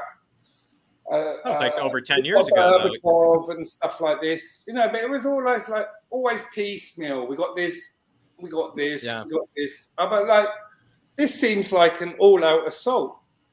Yeah. I mean, I'm not all outrage. All outrage. Last night, and when you think about the position that Chelsea are in, and the position that United are in, the position that Liverpool are in, and the position City are in, I'm not going to say we're going to win the title, but we've got a fucking big chance. That we definitely do. If we signed Martinez and Rafinha, I've died and gone to heaven. But don't do that, Rufus, because we wouldn't have you on here entertaining us, man. Yeah, you wouldn't be at Southampton, my man. You wouldn't be able to. No. Just actually being on here is heaven, and I actually died a little while ago because we made all these amazing signings, and it's just not Spurs. No, it definitely is. It definitely is. But look, Rufus, thank you very much for coming on today, my man. We have. I will message you on Instagram, and I'll get you in contact with Paddy Harnett so that he can try and get you them tickets for you and your son, my man. That would be fucking amazing. Oh, pardon. What's your son's name? All good. What's your son's name? What's the son's name? Jacob.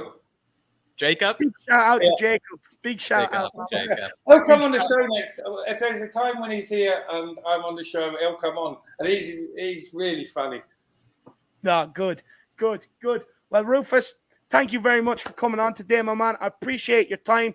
And like I said, I'll get in contact. We'll get them tickets sorted out for you. We'll do our best to help you out, my man. All right? Schönes Wochenende. Have a good weekend, my man. Have a good weekend. Enjoy it, my man. Have a good weekend, brother. Take care. See you, man. Big up. Everybody, give Rufus a lot of love in the chat, guys. Absolute brilliant calling from the guy. My bad. Absolute brilliant calling from the guy, boys. Everybody set the tone, Dave. He set the tone. We always talk about that here. It's all about setting the tone when going first. I think it's quite intimidating to go first, and a lot of the Harris Army, they do very well with it, Dave, because you kind of. You got to bring the energy, you kind of have to, give, speak with your chest, and everything. And Rufus absolutely did that. And do you know what I love, Jack? Do you know what I love? It's the individual moments from this channel. It's like, you've seen how much it means to Rufus that Paddy said he can try and help him out with the tickets to get him and his son to the game. That was amazing. You could see how much it meant to you getting to the stadium for the first time. I love them individual moments. Absolutely love it. Sebastian Wolf with the super chat. Big up, my man. He says, "What is up, guys? I'm going to be in London for the Southampton game, and I can't stop smiling. First time watching my team in person." Oh, Sebas. Rough cut there. But, Jack, speak to Sebas. You knew how long it was to get to Tottenham's Hotspur Stadium. Took me 24 years of my life, Sebas, to get to the Tottenham Hotspur Stadium. I'm not sure, how much more senior you are to me, Sebas. I know you're a young guy, actually, to be fair. But honestly, especially for you over in New York, my man, it must feel like London is it feels forever away. It feels across an ocean. And it feels like you never really will get the chance to ever see your team play. And Sebas, I know you're going to enjoy it. I know it's probably going to be one of the best days of your life. Don't tell the missus. But honestly, Sebas, enjoy every single moment of it, my man. You deserve it. And I would say, let me know how long it's been, maybe how long you've been a Spurs fan, how long you've been waiting for this day, especially opening season as well, Sebas. Honestly, my man, that is a fantastic choice. I bet will be absolutely buzzing. The atmosphere probably be almost as good as like a North London derby, to be fair, because it's like opening day with all the new signings and everything. I bet it's just absolute vibes. Sebas, great choice, my man. And honestly, best of luck to you over there, my man. Really enjoy yourself. And what I will say quickly, Sebas, is I'd encourage you to get down there nice and early and soak up the day. Yeah. Look, even me, who's been to the stadium now a couple of times, I still get down there nice and early. Get there and check 4 or 5 hours early. Check out a place called La Royale. They usually do have some legends, Spurs legends in there doing talks, etc., etc., etc. They're actually very, very good at, getting a picture, giving an autograph, all that sort of stuff. So if that's your sort of thing, it's only a couple of doors down from the stadium across the road. Check it out if that is your thing. Been waiting 28 years, Dave. He's been waiting 28 years for this moment. It's Sebas, absolute legend. And Sebas, just like Dave said, get there nice and early, my man. Get yourself, a bit of, get yourself maybe some Chick King, or maybe, a bit of fish and chipper, or go to the La Royale, just have some pints, listen to, Glenn Hoddle and Mickey Hazard, chat it up. Honestly, Sebas, get there nice and early. I would recommend Bricklayers Arms after the game, by the way. That's where we were, Jack. Bricklayers after the game, my man. You'd have a good crack in there. Big up, Sebas. Enjoy it, my man. Absolutely enjoy it. Also, Sebas, if you feel like it too, I would say have someone record you in the stadium as well, my man, at least for some portion of it. It's really good to get it on camera. I'm not somebody that normally likes to get stuff on camera, but I was convinced, about it once it was on camera. So I would, Sebas, have someone take a picture of you or a video at some stage, my man. Yeah. Definitely document it. 100%. I encourage everybody, especially when it's kind of like a once-in-a-lifetime trip, document your journey. Jack actually didn't want to do it, and he wasn't a big fan of it, and he was like, I don't want to waste my time, I want to suck it up. And I'm like, there's a difference between, wasting your time and actually recording something that you can watch back, that you will have for absolute ever. So it's a good job he did. It's a good job he did. Definitely encourage you to do that. RAA, I'm a 90s kid, Jack. Are you're not 80s? No, I'm a anyway, 90s. so No, 90s. Definitely not. Very much a late 90s kid. Very much late 90s. Big up, RAA. Tottenham Gold says, what have we done? He is a Don, very excited. With what we've done, the Don, he is a Don, very excited. Come on, you Spurs. The Don is in the house, and the Don is doing the business, Dermot, from one Don to another. Big up, Dermot. Big up, Dermot, my man. The Don is definitely doing the business. Like I said, you don't have to call him Don. You can just acknowledge that he's doing decent business. But yeah, to me, he's the Don, my man. He's definitely the Don. Big up, Dermot, my man. Really do appreciate the support. But look, we'll keep moving. We will keep moving. The next guest, Daniel, he's turned on his camera. He's ready. Let's get him on. Yeah. Bissouma. Absolutely love it. Daniel Bissouma Larson, how are you? Fantastic. Just getting. You even got the cap on backwards today. You must be feeling the slag with the Bissouma signing. Well, I have bad hair day, but as well. But look, what part of the news has piqued your interest today? The Bissouma deal. I don't believe this all. I mean, unless Fabrizio tweets it, I don't believe anything anymore, to be honest. So I haven't seen him tweeted about the Martinez stuff. So I don't believe it. I'm sorry to say. Yeah. No, what do you think? 20 million, never in a million years anyway. What is it about Bissouma then that gives you a hard on, Daniel? Well, he's just a boss in midfield. Like I said before, we needed midfielders that's just as good as the two we have or better. He's just as good, maybe even better. So there you go. And she 25. And do you believe that would have happened if we had what's his name, Hitchen in charge? No. No way. So I don't understand. Yeah, I don't understand all this nonsense about Paratici. Oh, he's not that good. He's amazing, and he's gonna turn his club back to the glory days. The end of story. Love that. End of story. Drop the mic while you're out, Daniel. But one of our favorite players, Pierre-Emile Højbjerg, he's going to have tough competition coming from Bissouma. What do you make of that? Like, do you think that's just going to make Højbjerg even better? Exactly. He's going to even be more hungry now to prove to everyone that he has to start.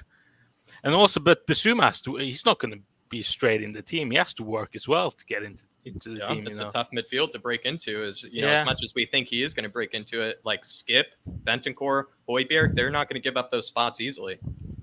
And Conte is like that as well. He doesn't just give you. You have to prove to him that you're going to start. That you want to start. You have to deserve it. So. And probably, to be fair, like Bentancur and Højbjerg, they got credit in the bank, when you kind of think about it with Conte, where, Bissouma, he's going to have to, build that credit nice and early, Yeah, but how amazing is that to have that? It's ridiculous. to have that, just have Bissouma that. plus Højbjerg, my man, Yeah. just sounds beautiful. Just sounds Yeah. beautiful together. Just two monsters in the midfield. Yeah. Yeah. Who do you think will make way for him? Who do you think will make way Good for him? question. Bentancur or Højbjerg? I think maybe Højbjerg and Bentancur are too similar to play together, maybe. So it will be. But we have to wait and see. I think you never know. It could be. Just have to wait and see. But it's going to be sexy. That is going to be sexy. Do you think we'll have the best midfield in, like, I don't know if we have the best midfield in the top 4, but would you maybe go that far? As like a very, underrated midfield or something like that? Because Skip, like I said, Skip, Bentancur, Bissouma, and Højbjerg, that is a lot of good depth there.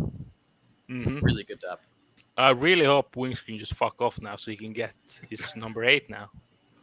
Right, we need that number 8, actually, for Bissouma. Yeah, you're right. Bow to him like, here you go, have my number. Treated well, better than I did at least. Maybe that's why he actually probably, the Spurs official picture today, he was wearing a polo and not an actual kit, my man. So maybe he is waiting on that number 8 kit, to be handed off to him. You might be right. Thoughts maybe on the fact that we're trying to sign this guy. I don't know if you know any kind of Dutch football, but Spurs are competing, for Antony, and we're trying to get rid of Bergwijn and like a swap deal. Does that interest you at all? What are your thoughts about that Bergwijn swap deal to Ajax? Is he better than Bergwijn? I think so. Definitely better than Bergwijn. Well, then maybe. Yeah, but, he had those filthy assists, my man, to Sebastian Haller, in the Champions League, this last season. But I don't know too much about him, to be honest. No, I appreciate the honesty. But maybe then, do you know about Lautaro? I'm assuming. What do you make of the fact 90 million euros? 90 million euros. Is this a smokescreen? What do you make of this situation? I don't know what to make of it. Like, it's out of nowhere. He doesn't want to leave, but Inter need to sell someone, I think. So who's going to be? They need money. Everyone wants to stay, it seems. Yeah, everybody wants to stay and they don't want to leave. If you were to guess, which one would they sell? Would they sell Bastoni? Would they sell Skriniar? Would they sell Lautaro? Who do you expect them to sell? Because they have to sell someone. Yeah, well, Skriniar, I think, the most, to be honest. Probably. No. Yeah. I just don't see Martinez. I'm sorry, I just don't see it. I can't see it. You can't see Lautaro happening. Nah. I can't see it either, to be honest. But I guess, with Skriniar maybe being the one that you predict, I don't know if that's going to be enough coin, though, to be fair. I think they're going to need to sell another player in order to really get the signings they want through. But it all starts with Inter Milan, my man. It all starts with Inter Milan. Maybe thoughts. I know you're a Reguilón fan. We were talking about that earlier. He might be headed off to Juventus. Do you have any thoughts on that? If that's happened, good luck to him. But Demiral, wasn't he replaced? Isn't that he at Atalanta? He replaced he's at Romero. Atalanta. Yeah.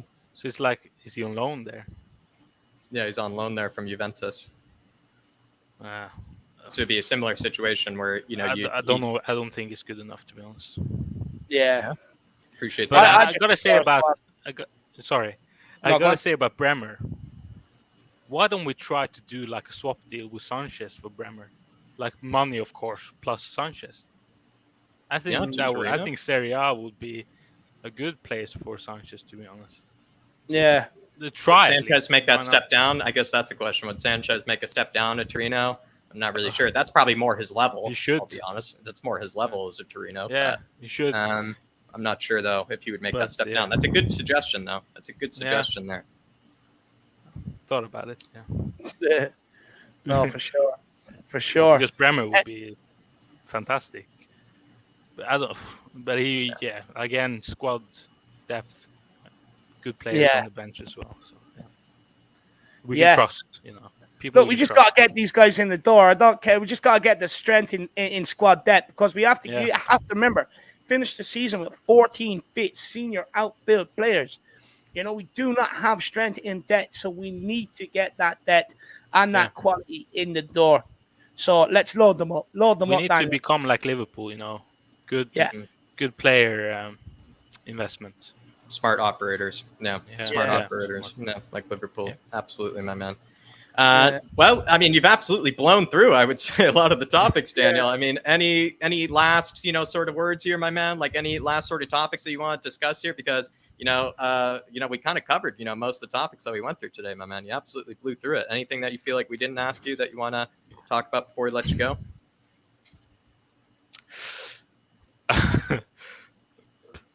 Well, okay, no. I guess about the centre backs again. I think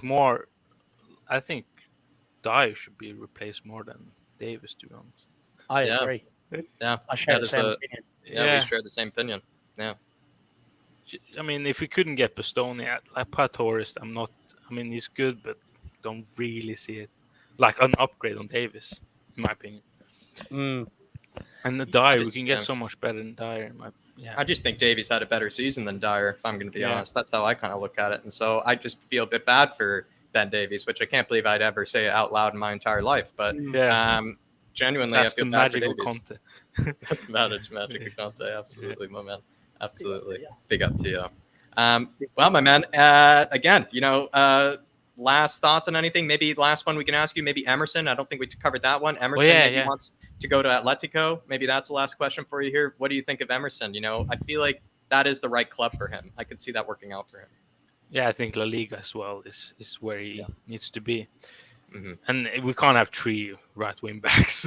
That would be too insane. So, it looks likely that Doherty will stay. So, again, good luck to him. And I'm so after the whole Brazil incident with him getting robbed, that was scary. Jesus, when you read into that. So I wish him all the best. Lovely guy, and yeah, he's a lovely guy. I agree, and I do wish him the best, to be honest, because he never had a bad attitude, never distracted, players or anything. Seemed to have the right mentality, regardless of maybe not being the best sort of footballer. Maybe had the right mentality that was needed at this club. Absolutely, Daniel. Yeah. But look, big up, Daniel, my man. Really appreciate you coming on today, taking your time out, go through the transfer news with us. Love hearing your opinions on it, my man. So thank you, and hopefully we'll see you again soon, buddy. Of course. Take care, guys. Thank you, Bissouma. Catch you later, man. Take care, Bissouma. Take care. Enjoy your weekend, my man. Go and celebrate. Yeah, you too. Thank you, Daniel. You too. See you, my man. Big up. Everybody, big up Daniel in the comments. Everybody, show him the support that he deserves, everybody. And then we also have Faz Radfar in here saying, Don started a revolution. I said that before Conte. I mean, the Don came before the Conte, Dave. It's like, the sun before the moon or whatever it is. You don't got to reference. The Fabio came in before the Conte did. Look, what I noticed a lot when it comes to Paratici, a lot of people actually look at the numbers, Jack, the numerical side of it, and it's like, oh, but we got rid of this many, but we've only brought in this many. But are the same fans that ask for quality over quantity. And then when we do that, then we give out about it because it's like, oh, well, we've left ourselves short here because we brought in 2. And this is what happened in January. We brought in 2, but we let go of 3. So we left ourselves short. And it's like, well, no, let's look at the players we got rid of. 3 players we got rid of. They didn't want to be here. They're not adding anything. So you're not actually leaving yourself short. What you're actually doing is adding 2 players that are coming in here with a point to prove. Let's stop looking at the sheer numbers of people we're getting out because we all know there's a lot of crap to get out. And let's start looking at the actual quality that we're bringing in and give Paratici a fair assessment. I agree, Dave, entirely. Absolutely agree. Big up, Faz. And the revolution started the moment he came in, my man. I completely agree. But we're going to move on to, I believe this one is going to be, just making sure I got the order right. We're going on to Dermot. Dermot, hopefully you're keeping well, my man. What are your thoughts so far on maybe on the summer window so far, my man? Basuma's in the building. We have all these other big rumors happening. Dermot, how you feeling?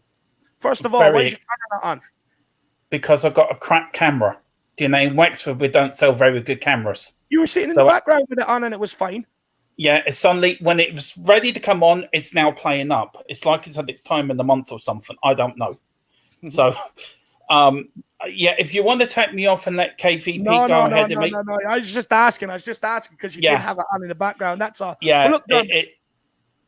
Well, look, what part of the news, my man, that you're liking today? I mean, we've gone through it all. Emerson to Atletico Madrid. Bissouma being announced today. Spurs competing with Man United for Antony. Kane may be on a new contract. I mean, what part of the news, my man, do you want to speak to us about? The Martinez one from, the striker that we put a 90 million bid in for. I don't think I'm pretty not really happy with that because how is he going to perform in the Premier League? We've bought many players before over 70, 80 million, 60 million, and they've flopped in the Premier League. If we go for a player like a Richarlison or somebody that's got Premier League experience, I think we'd be better served. Emerson going to Madrid, Atletico Madrid, I think that'd be a good bit of business. To be fair, I don't think. I don't think the Premier League suits Emerson. I'm not his biggest fan. You both know that. But at the end of the season, with the flare up in the air with the North London derby, I mean, that picture you want up on your wall. Because that shows it is. And you can imagine him and Richarlison if he does stay. Both of them with flares. Then that will be. I've never been this excited about a season coming up than I have been in absolute years. Yeah. And I mean, I'm more excited than I was on the Poch. I mean, I'm going back to the early 80s. Wow. Yeah. When Keith Birkinshaw, when we were winning FA Cups, in Cup finals, in a League Cup final, semi-finals of the Cup Winners' Cup, 84, won the UEFA Cup. I mean, I think we can have a side as good as that. If not, I think Conte is capable of matching or even succeeding Bill Nicholson's great Spurs sides. We have such a major opportunity here. We cannot let it slip. And what we're seeing in the transfer market is just really exciting. It's like, right, we're going to get players who we want. Who do you want, Antonio? I want him. Let's bring him in early. Yeah. And do you know what I mean? I'm so excited. I really am. And I just can't wait for the new season. The 6th of August cannot come quick enough. Yeah. It really can't come quick enough. No, it cannot. No, it definitely can't. Definitely can't. Dermot, what do you think maybe about Harry Kane hopefully being tied down to a new contract? Well, I have heard that he's looking to sign a new 3-year contract, as you said, but with no release clause in it. So he's looking to end his career at Tottenham. Now, if that is true, that is absolutely brilliant news. I mean, that would be a great vote of confidence for us. No. It'd be brilliant. And I'm just so excited. I mean, it's brilliant. I would like us to go for another centre-back. If we can get Bremer in. I'm a big fan of Bremer. I think he's a brilliant centre-back. Yeah. If we can't get Besponi, then go for Bremer. I think we need another right wing back to cover Spence. I think Spence is a great talent. I watched a lot of them last year with Nottingham Forest in the Championship when it's been on Sky, and he was immense. Every game he was on it. And I think with Conte, he will go on to the next level. And I just think the jigsaw's been put into place nice and early. Get them in pre-season, and we'll be buzzing. We'll be absolute. And then this Bissouma deal from Brighton, absolutely. What's your nickname brilliant. for him, first of all, Dermot? What's your nickname? Bissouma, what do you want to call him? I'm just going to call him the boss. That's dope. There you go. That for me is the boss.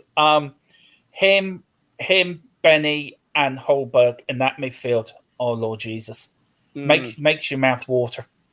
It really does. And then you've got like Sonny in the wing with Richarlison as well, playing up front. But I think I would like to see Richarlison play up front with Harry Kane. Decky, Sonny on the wing, and then just have the boss just in the middle of there in front of Benny and Holberg, and just let him part. I mean, what a midfield! Yeah, I mean, even that is exciting. I mean, what a time to be a Spurs fan! Yeah, it really is incredible. But we're going to have to make you answer a tough question here that Dave, asked earlier. Dermot, who do you see maybe losing out on some minutes with Bissouma now being added into the team, because he is serious competition for those guys? I think it's going to be a choice between Skip and Holberg, who plays next to Benny. Yeah. I can't see them dropping Benny, but I can see Skipper Holberg. As much as I love Holberg, I think he's a brilliant player. He's our Viking. As Ellie knows, I'm a big fan, as you are, Jack, as well, and as you are, Dave, as well. Last season, there was only a few of us that really were promoting him and backing him up. Well, I was only backing him up because I was hearing absurd things that Harry Winks was better, and I couldn't stand by it. I couldn't stand what people were saying about that. That's why I went in to back him up. Look, I've always been a fan of Højbjerg, but the reason why I went full on defense mode of him, I can't have people saying Harry Winks is better than this guy. When I just couldn't have it. I couldn't stand for it, damn it. It's ludicrous. Harry Winks couldn't serve a Burger King properly. Let's be fair. I mean, if you put him into McDonald's, all the Big Macs would be going sideways. So, Harry Winks not even worth talking about. He doesn't even exist. But I think it's between Holberg and Skip against Benny. I agree. It depends what formation Conte plays, though. He might even play all three. Yeah. Now, if they're bringing him in and play your man in a sort of midfield cam role, then you can play Benny and Holberg, or Benny or Skip and Holberg together. But you've got a great squad. We can interchange now for games, League Cup games. We can bring in other players, and this is what it was all about, to rest players. It's all about squad rotation, as Mark said. If you want to win a league, if you want to win a Champions League or an FA Cup or a League Cup, you've got to have the squad to do it. And that's why all these big teams like Liverpool, Man City, even Man United back in the day, even Liverpool when I was a kid in the 80s, they had 14. The squad was 14 or 15 players for the whole season. And even though football was different then, so over the years as it come, you need a bigger squad to deal with all these different matches. And I think we finally have got onto that. Yeah. And I think we're getting players in for every position, and it's really exciting. I think Fraser Foster, another great signing to back up Hugo. I mean, it's just been business done properly at last. Yeah, no, it definitely is, and thank God for it, Dermot. I mean, it's what we've all been calling for. It's what we've wanted. We've wanted Spurs to act aggressively in the market. We wanted them to act straight away in the market, and it's what we've gone out and do. We've also wanted us to go and get our first choice targets, which we've also gone and done. So I mean, it's all good so far. Exciting times ahead, but there's still a lot more steps that need to be took this transfer window. Yeah, there does. I mean, Tottenham have always had the big checkbook team. 61, we went out and bought Jimmy Greaves. The end of the 60s, Jimmy Greaves was coming to the end of his career at Tottenham. Who did we get? We got Martin Peters from West Ham. Shivers bought in Shivers. 80s, we came back up from Division 2. Idealists, Ricky Villa. We had Steve Perriman that came through the ranks. Chrissy Houghton came in. So, do you know what I mean? We've always, if we wanted a player, we've bought the best. Yeah. And we went through a cycle of that's good enough, where it was never our motto is to dare is to do. Yeah. We need to get back to that, to dare is to do again. We need to get back to the spirit and the foundation of what Tottenham Hotspur was built on. And I can see it happening. I mean, I'm 45 now, 46 next February. And I've seen the good times, and I've just got this feeling the good times are around the corner again. And for you, and I've got this feeling in my water that the likes of you and Dave and the younger fans are going to see us lift silverware. And you've been around for the good times. I've had that dream for decades, and I'm nearly grey. I mean, I'm fully grey.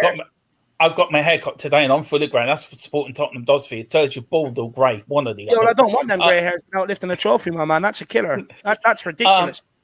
And you look back, you can always look back with rose-tinted glasses, but I think we've had to go through the pain, I think, to get where we are.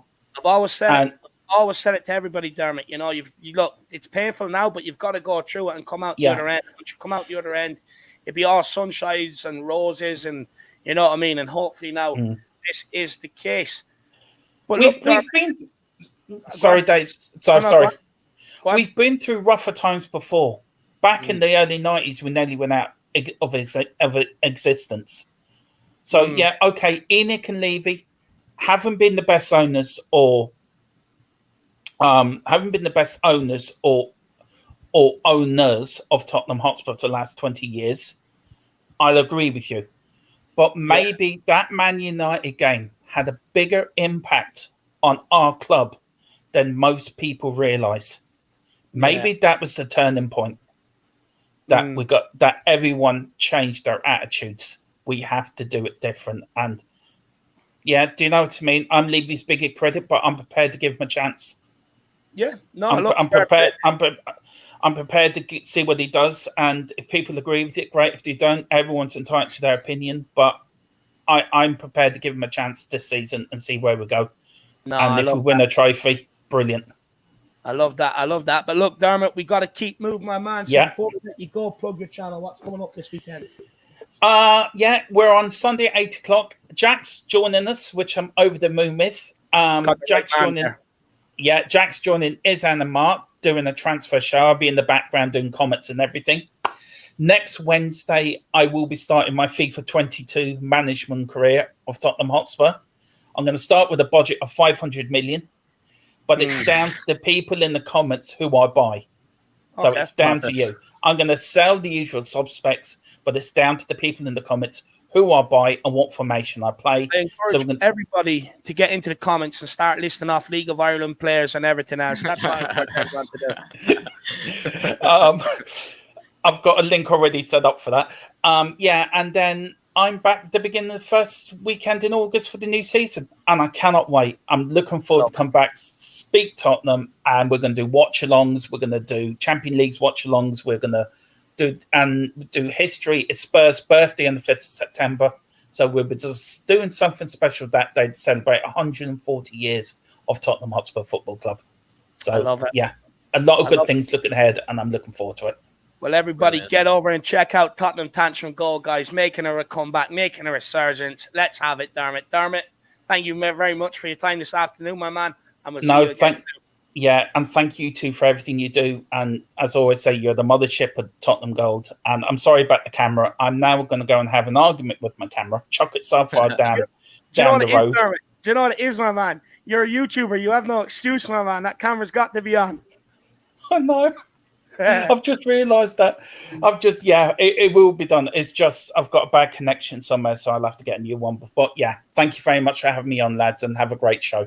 No, we'll thanks, see you Dermot. again Thanks soon, for coming on, brother. Big up, my man. Thanks for coming on. Good speaking to you. No problem. See you, my man. Dermot. See you. See you later. Everybody, get over and check out Tottenham Tantrum Gold. Smash that subscribe button. We've made it easy for you. No more tantrums. No more tantrums. You know, they've taken the tantrum out. No reason to tantrum anymore because we got everything to be happy about. So he's had to change it. Everybody show Tottenham Gold the support it deserves, fellow Spurs fan. And it's also just Dermot, who we all know that he deserves that support as well. So everybody head on over to Tottenham Gold. Yeah. Well, look, do get over there and check it out, guys. We made it easy. The link is there. Just click on it. But look, Jack, we'll keep this moving. Let's keep it going. Keep it moving. We got the big KPV in the house. Kyle Perisic, Vineyard. How are we doing, KPV? Good. You keeping well? What part of the news today excites you, my man? What news got you out of the bed today? Bissouma, obviously Bissouma.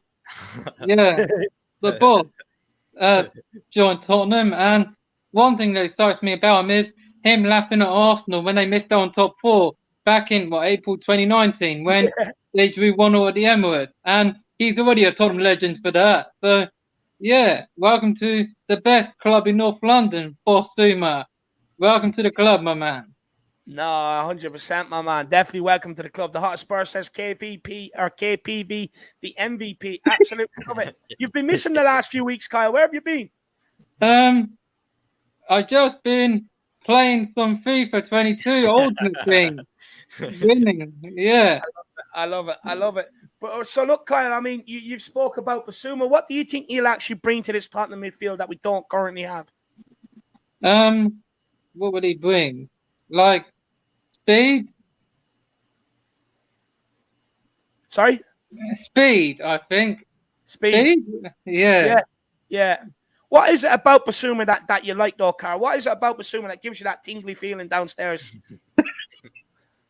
Downstairs. Like running fast, I think, it excites me. He can defend and he can make good blocks, tackles. He can do what Romero does. He can take anyone out. You think he's like a Musa Dembele? watch what he does at the Emirates when we beat them, man. He's gonna have a man of match performance. I think Sean said it. Man of match performance at the Emirates, and yeah, He's going to flush that toilet bowl. He's going to flush that toilet bowl in KTV. He's going to absolutely dominate. Yeah, and Arsenal fans think our new stadium's like a toilet seat. They've seen it on Google. Like, nah, their stadium is. Ours isn't. Ours is better than theirs. Ours is a spaceship, Kyle. It's a And, spaceship. and it holds more as well. And it holds more. Kyle, what do you think of the rumours linking Emerson Royal to Atletico Madrid? Atletico Madrid, eh?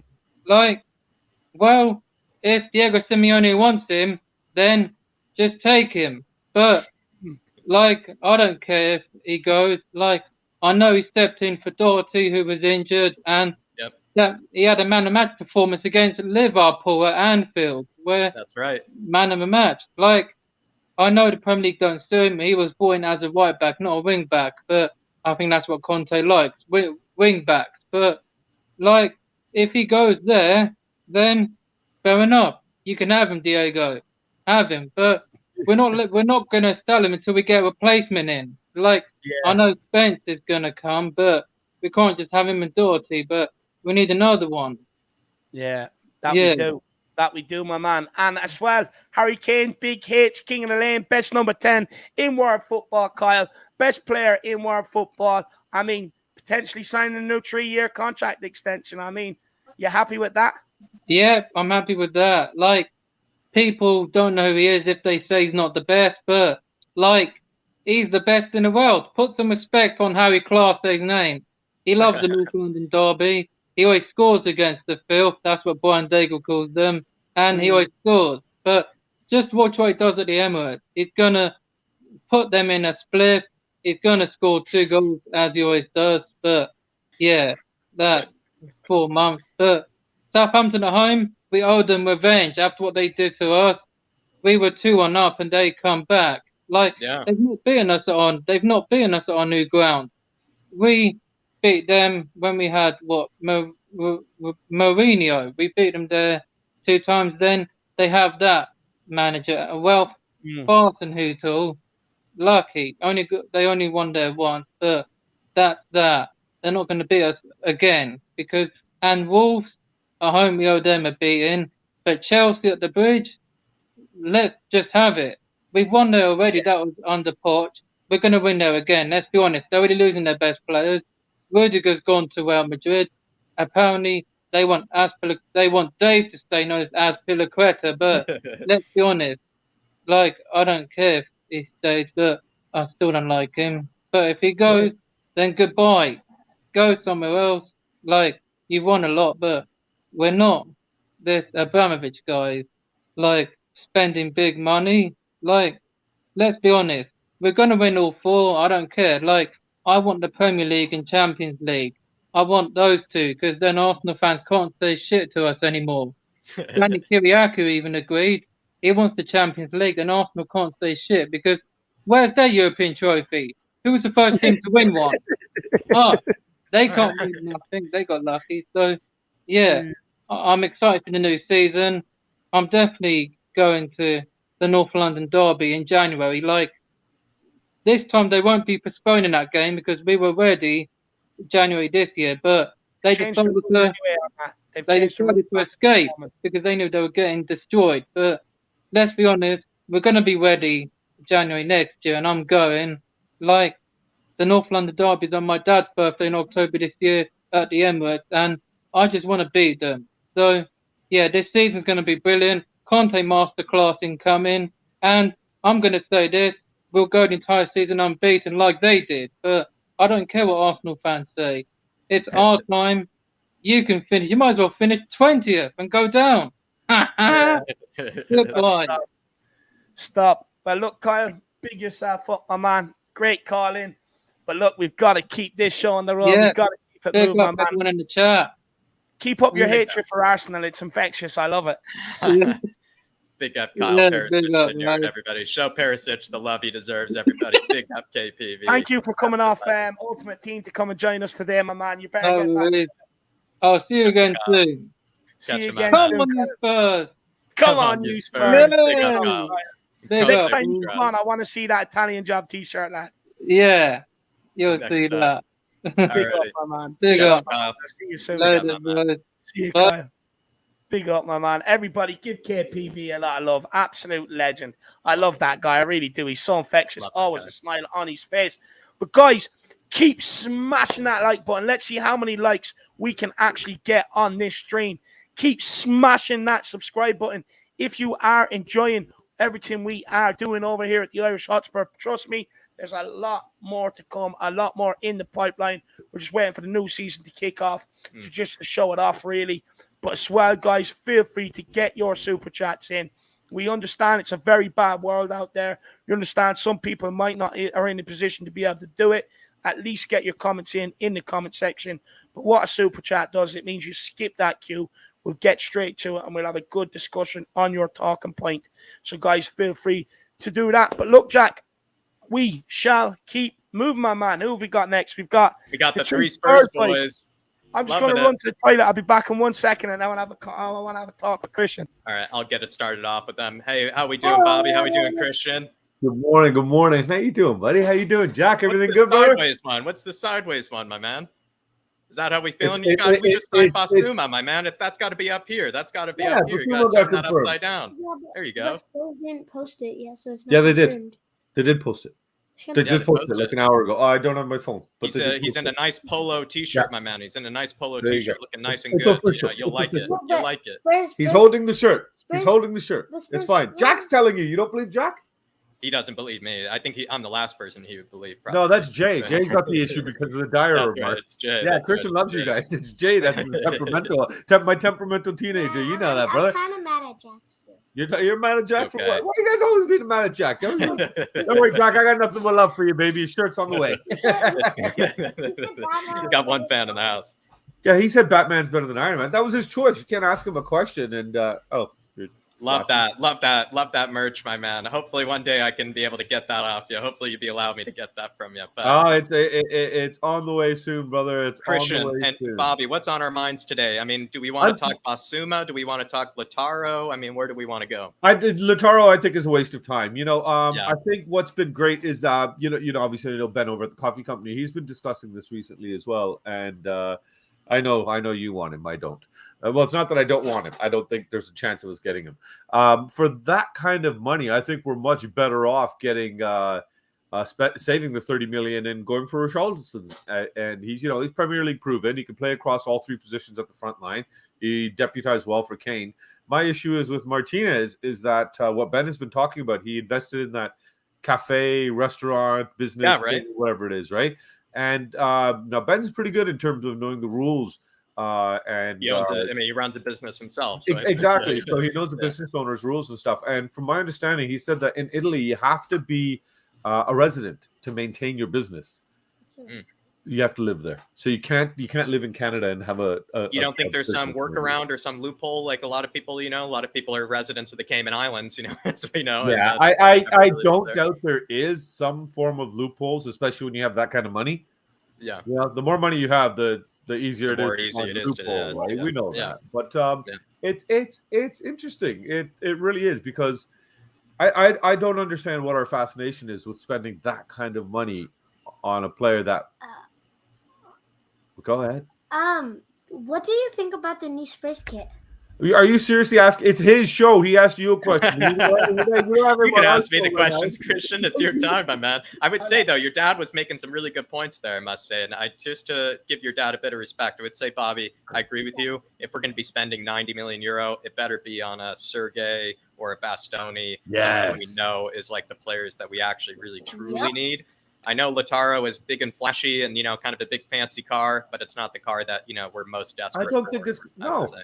When we look at everything else we've done this transfer window, so far we've addressed every issue except for the right wing back position accordingly, as far as I'm concerned. This whole Jed Spence thing, and now we're hearing today that Forest are actually out and trying to make a bid and everything because we haven't officially put a bid forth. We were discussing this earlier with Sean, and I'm trying to remember. I think it was David or somebody that made a good point that maybe we haven't made the bid yet because we're actually going after a larger target. And if that falls through, Spence is the backup kind of thing. Interesting. And that was a really good shout. I thought that was a really, really good point, that might quite be the possibility, because it seems like every other piece of business has been handled so far, like, or at least addressed, or it's not just a rumor. Like, things are in motion. We're hearing from agents. We're hearing from journalists on the Twitter and all that stuff and everything. And there's the wheels are in motion, right? So it's interesting to see what will happen going forward with the Martinez thing, because if we're looking at that budget of what we have with the player sales and everything going up around the 200 mark, I don't see him being the guy that we should invest that kind of chunk of funds into. Okay, thanks. I really, Bremer, Botman, if Bastoni's not there, let's stop wasting time. Throw Winks into the Everton deal. Get Richarlison over the door. Jesus is already going to Arsenal. I know a lot of people were iffy on that. I wouldn't have mind having him at Spurs for 20 million less than Richarlison, but it'll be interesting to see what happens there and how we get it. So yeah, we do need backup, but not at 91 million. Congo was just saying, but we've been saying we need backup for Kane for how long now, boys? Since he was born. Since Kane has come into the team, really, to be honest with you. He's 11, so I'm pretty sure since he was 2, his first words were back up for Kane. And then back up for Kane. Kane. We need to get the backup for sure. Look, I would much rather still go for Charlison with Martinez. Look, I'm not his biggest fan. I'll be honest. I can see what type of player he is. Don't get me wrong. I think he's a decent player, but I prefer someone like Richarlison. He's Premier League proven. There's no adaptation period, And again, like Bissouma, let him work with Conte with preseason with what he's looking for him in the team, and let him work away. Martinez, there's going to be adaptation period where he's to get up to speed. With the physicality, if he can't compete physically, he's going to have to change his game. He's going to have to learn to get with his first touch, bring it away from the player, get turned, etc. There's so many variables that he'll have to do coming into the Premier League that it might take a bit of adaptation period. And if with Conte, he wants to challenge for the league. He wants to go and win trophies. We've already seen he's got Klopp and Guardiola in his sights. Now, I know he's a big fan of Martinez and he's worked with him before. But in my opinion, I just think Richarlison would be better suited to what we want now. We need to hear.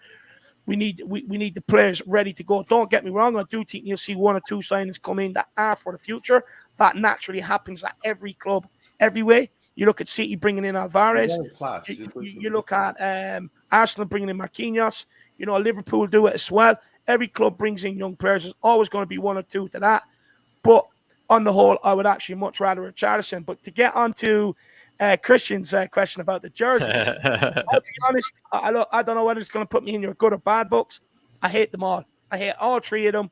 I hate all the Nike kits. The only one I have was last year's home jersey. I want to go back to the Adidas jerseys with the colors on them, like the one I wear. The blue, the yellow and blue one, the white one, back to the 9901 or 00 sort of style. For me, that's where I'm at. Whether even Pony made better jerseys than Nike. I hate the jerseys they're producing. Maybe the cap will influence you to change your decisions there because. Wow, Christian, a lot of people don't like them, my man. I mean, you're definitely in a small boat there. No, we're of one of the forget mic drop. You got a flat cap drop on you. Flat cap drop. We're not. I think all 3 of us over here are pretty much in agreement in terms of we don't really like any of them. I like the blue one. Yeah, the blue one, the alternate. So you agree with Dave then, Christian? You agree with Dave then, Christian, or do you feel like you like only one of them? Dave doesn't seem to like any of them. I don't know if all of them are all real though. Are they? They're all those ones that we saw. That horrible, the one they're calling the scuba diving shirt. Yeah, looks like a wetsuit. One, yeah. That one's terrible as far as I'm concerned. The white one, the only thing I liked is the actual design in the actual fabric. That's the only thing it seems like they changed, and they added the horrible lime green, yellow. I don't know what it looks like depending on what picture you look at. The stripe in there, and the blue one though, I actually like the. I really like the blue. Sorry, did Derek Hutchinson just say breaking news? Arsenal want Winks? Yeah, he's only messing. He's on the wind up. Big up, Derek. Look, trust me, they definitely don't want Harry Winks. I'll be honest. Even though I don't like Harry Winks and I want him out of the club, There's two clubs I wouldn't send him to, and that's Arsenal and Chelsea, just purely because I just don't want them to have anybody from Tottenham ever. So for me, even though I hate Winks, I still wouldn't want them to go to Arsenal or Chelsea. I still wouldn't sell to them. Fair enough. Fair enough. So Which kit did you say you liked? You liked the same one as well, right? We all like the same one. Stop reading the comments and pay attention to them. Here, let me make this big screen. There we Christian, go. we might be no seeing... comments. There we go. Christian, we were talking about how maybe Sergei Reguilon might be leaving. Did you ever have a soft spot for him? No. Are you happy to see him go? Because I think he might be out the door. I like Reggie a little bit. Me too. So, We have a soft spot for him. We're going to miss him. Would you feel like you missed him if he left? not really. What about Emerson? Well, I guess you He's don't another feel one as of strongly. He as we doesn't do. miss me. You think he's gonna miss some footballer he's never met? What about? I'll definitely miss Emerson though. Yeah. Like that. So you don't want him to go to Atletico Madrid at all? I was kidding. Yeah, I think it would be a pretty good deal for him to go to Atletico for a little more money.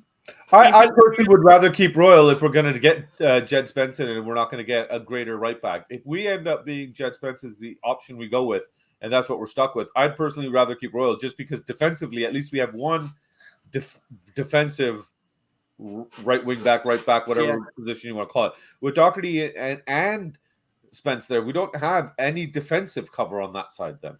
True. Yeah. You know, for as great as Romero and even Sanchez was for the last few games of the season to deputize and hold that right center back role, if he's got utter crap playing beside him out to the wide, like, you know, we thought we could pretty much put anybody there on the right wing back position because Romero will cover defensively no problem. But then why didn't we try that experiment with Lucas? Why didn't we try that experiment with Bergwijn? So obviously there's factors that don't just mean that you can just throw anybody in those positions. You have to have reliability. And with the fact that we've upgraded so fantastically in other positions, like you guys, we've talked about this before. You know I'm a massive fan of Bissouma. I think he's just absolutely fantastic. I think his work rate, his engine, his little shithousery he does and everything, and just the way he just gets in there and he just disrupts a team, yet he makes his team tick at the same time. I really think for 29 million, it's a friggin' steal. A steal. And it drives me crazy to think that, you know, Benny, it drives me crazy to think that somebody's, you know, can rate JWP at 75 million pound just because he's English. Like we're talking about friggin' 50 million pound upgrade fee just because he's English. Like I've heard about this English tax being added, but if we're going to do the math that way, then what's Winks worth? 40. No, that's what he's really worth. But with the English, he's worth £2. But with the English tax, it's 40 million pound, right? Nah, about $4. $4. Yeah, can't put a price on him. Can't put a price on him, Christian. Almost impossible. That's what I would say. But $4 bills. $4 bills. That's it. I'm actually very happy with so far with what's happened. I'm glad that we're not getting into the fact that we're just kind of get anybody for the sake of getting anybody. You know, my argument is that I think that this Spence signing is still a Levy signing. You know, that got shot down on me because everybody's saying, "Oh, Conte has all the power now; he's making the decisions." But at the end of the day, if you and I are in a relationship, and you're saying in this relationship that I want this, well, you ask me for 10 things. I'm not going to give you 10 out of 10, am I? If you're lucky, you'll get 8 out of 10 from me. But then I'm going to ask you for give me 2 out of 10 things. That's the way a relationship works, a little bit both ways. So I'm thinking that there's quite the possibility that Levy has said to him, look, I'm going to give you 8 out of 10 of the things you want off the shelf. But you got to concede to me when I want to get something that's I think is going to help the club from a financial standpoint, from a development standpoint, from what our vision of the club is. So I think Levy's still trying to possibly keep that small ENIC grip on the way our transfer window and the past proceedings have been over 20 years, and just keep his hand in the pie kind of thing.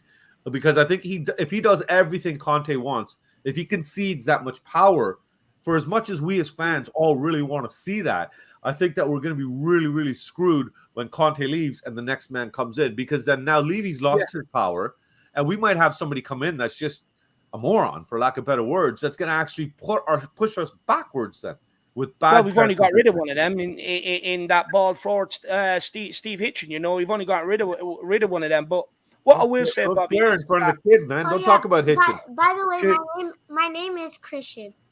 It's not an A at the end. It's an E. Oh, Ilias. My son's name is Christian. What I will say is, look, every club always has one eye on the future, one eye on the long-term ambition. Because look, since Kyle Walker is gone, we've splashed out money on that right wing back position. Haven't been able to fill it adequately. Now, if we would have spent that money in the first place and gone after our first target, you wouldn't be sitting here talking about a Jed Spence coming in and Emerson, you know, sitting there. Doherty still sitting there. But what I will say is, look, yes, we have to give Conte 90% of what he wants. Yeah. But Paratici's job is also to keep one eye on the future. Yes, he has to back the manager, but he's also got to keep one eye on the future. You look back to Kyle Walker, Danny Rose. How much money did they save us on the fullback positions? We got them in at 17. One from Sheffield United, which is Kyle Walker.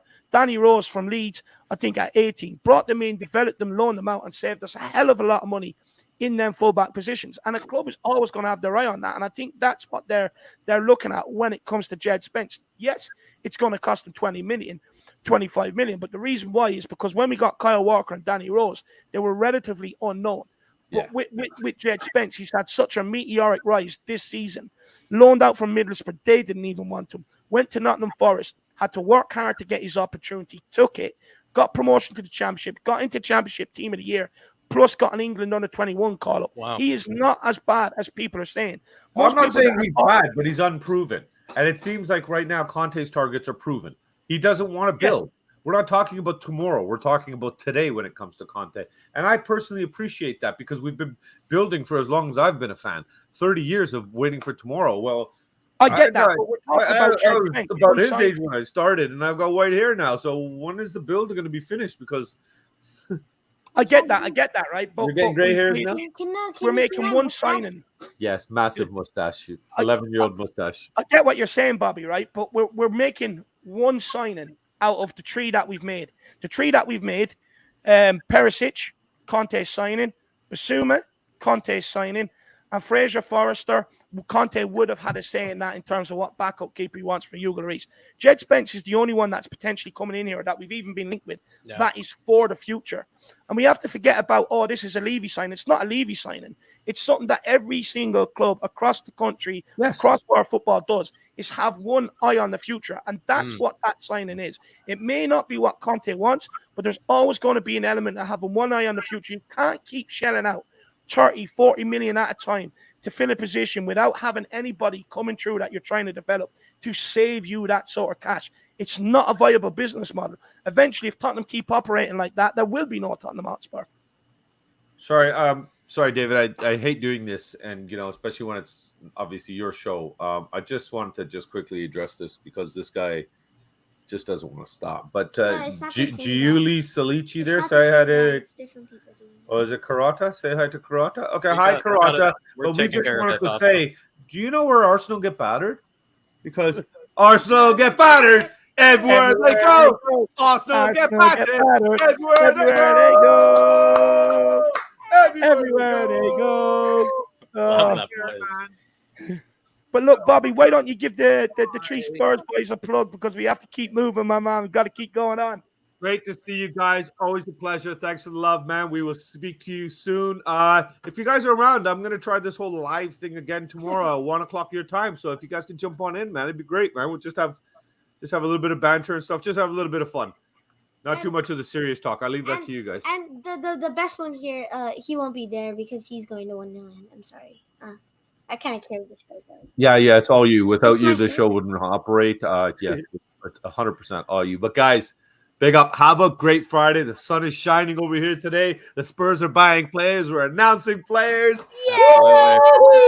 Come on.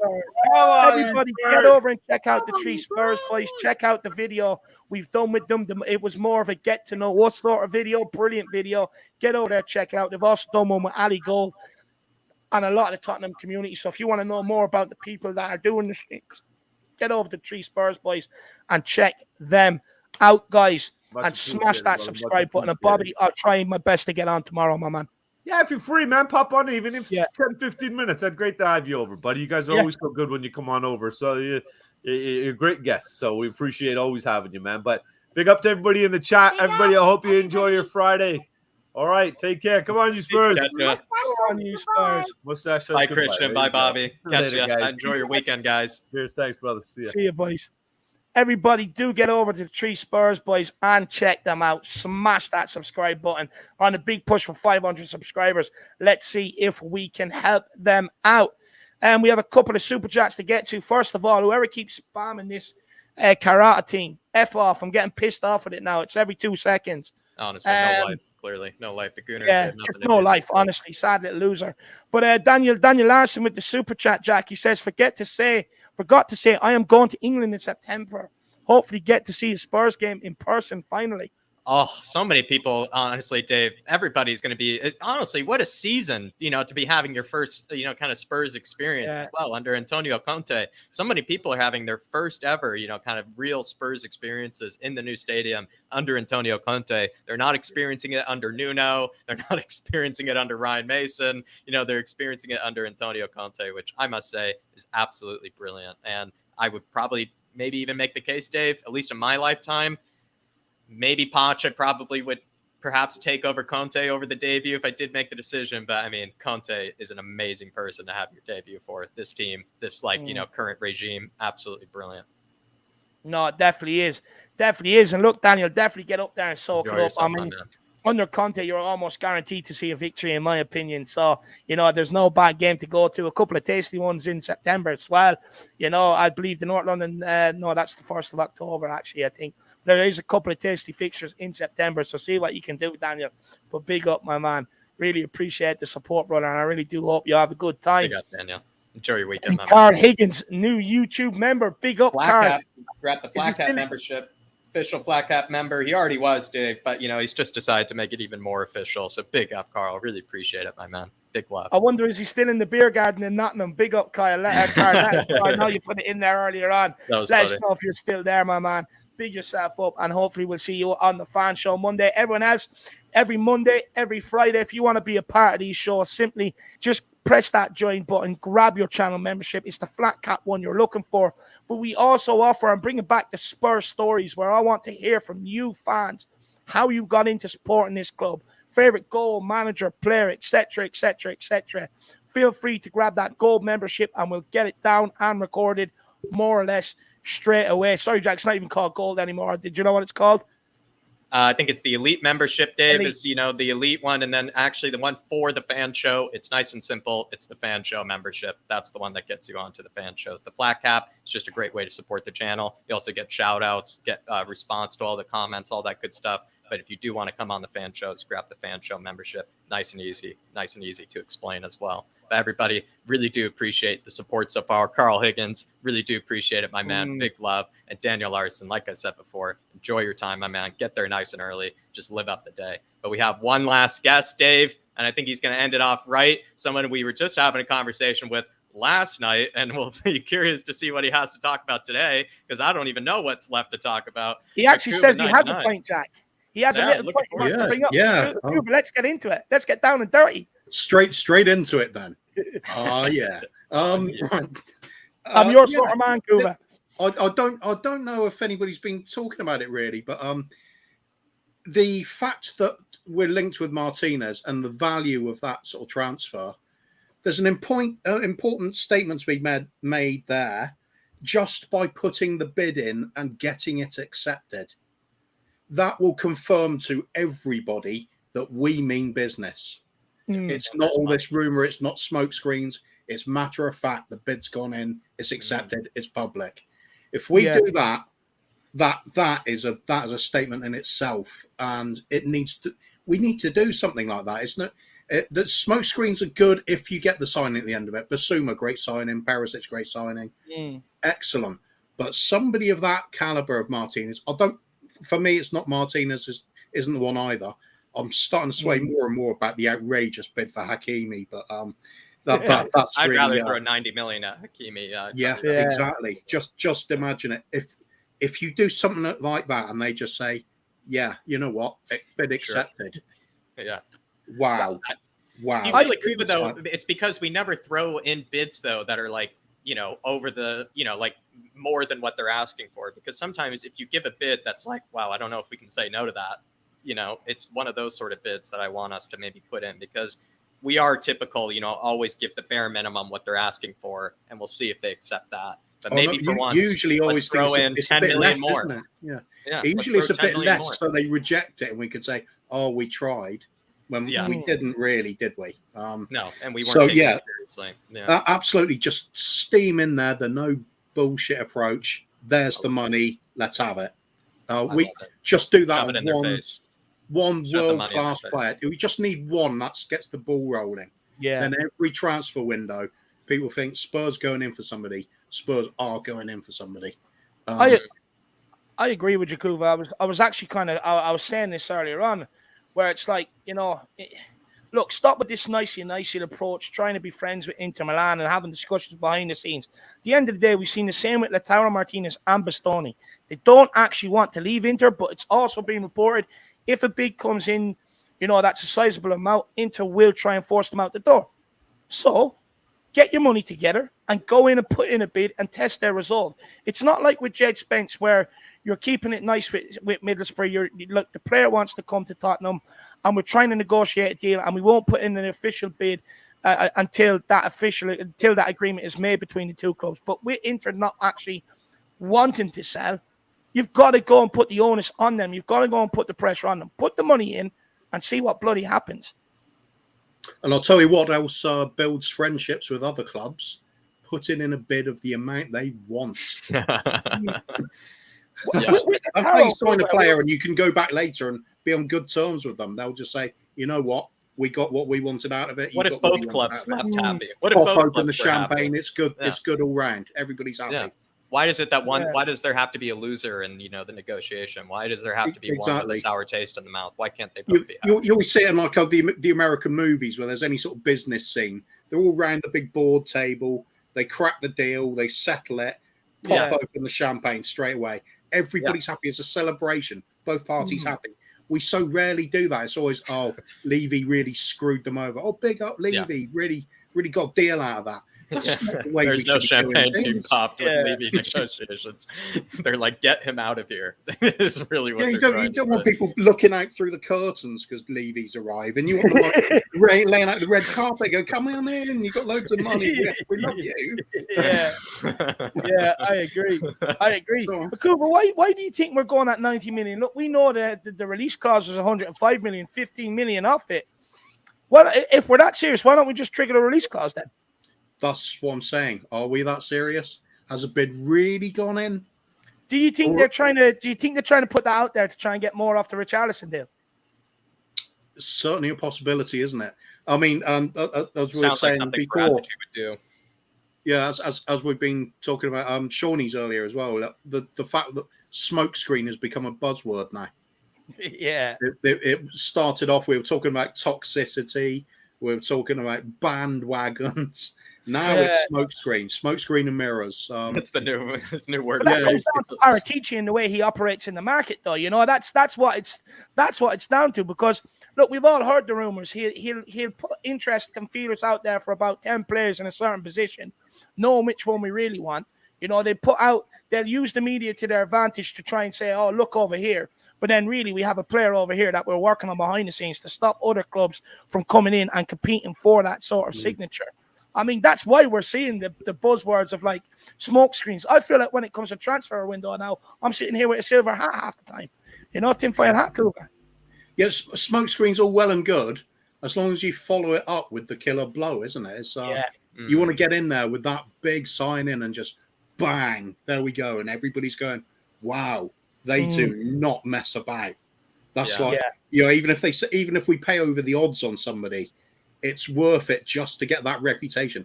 That is acting like a big club then. Right. There's no more scrimping and saving, looking for constant bargains. If we're going to do it big. If we're going to constantly go on the budget level like we are at the moment, which, we can still sign some good players doing the budget level, but let's not go on this stupid pretense that we're going for a 90 million signing when we're only really going to be spending 20 million on somebody else. It's pointless. it builds up expectations within the fans.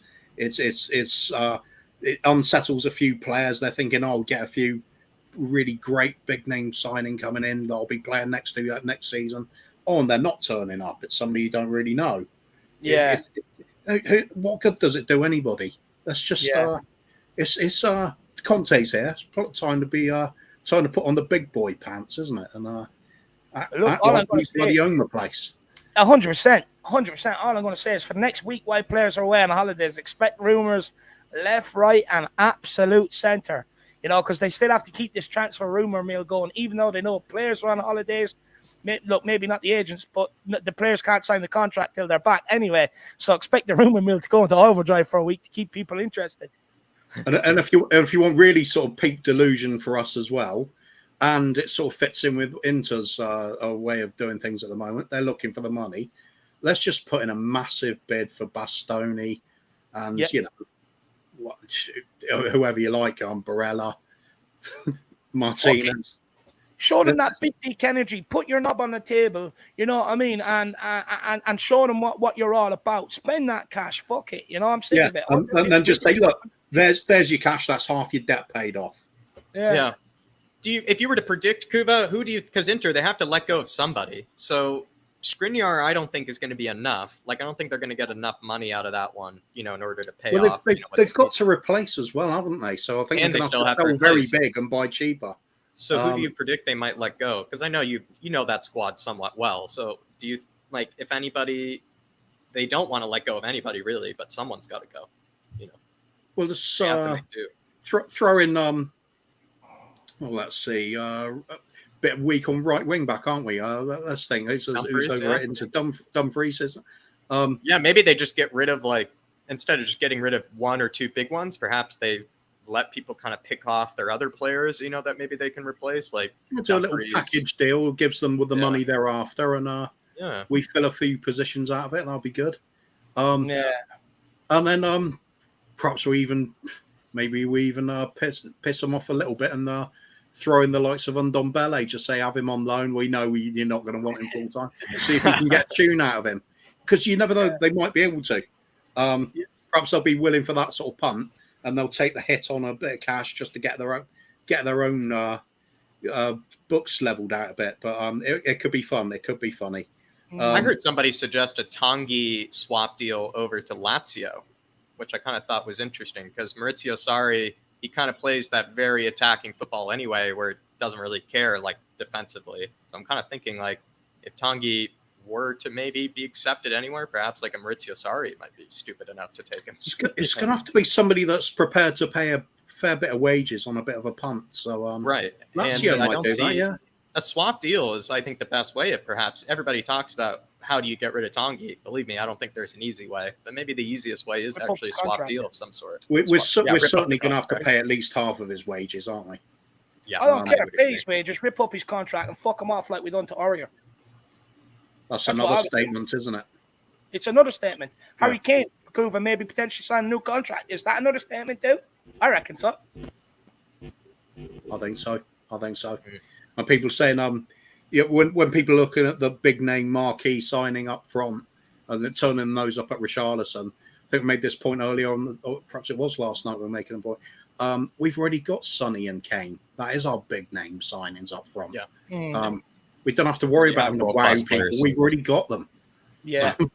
Just find the utility player that fills the gaps when we need them. I think you were actually saying that last night. I think you were saying something similar to that last night, and you're spot on there. You're absolutely spot on. I agree. Not much more improvement you can do on Kane and Son. Even Kulusevski with the numbers he's brought when he's come in. There's not much more improvement you can do. So end of the day, it's just going to come down to this.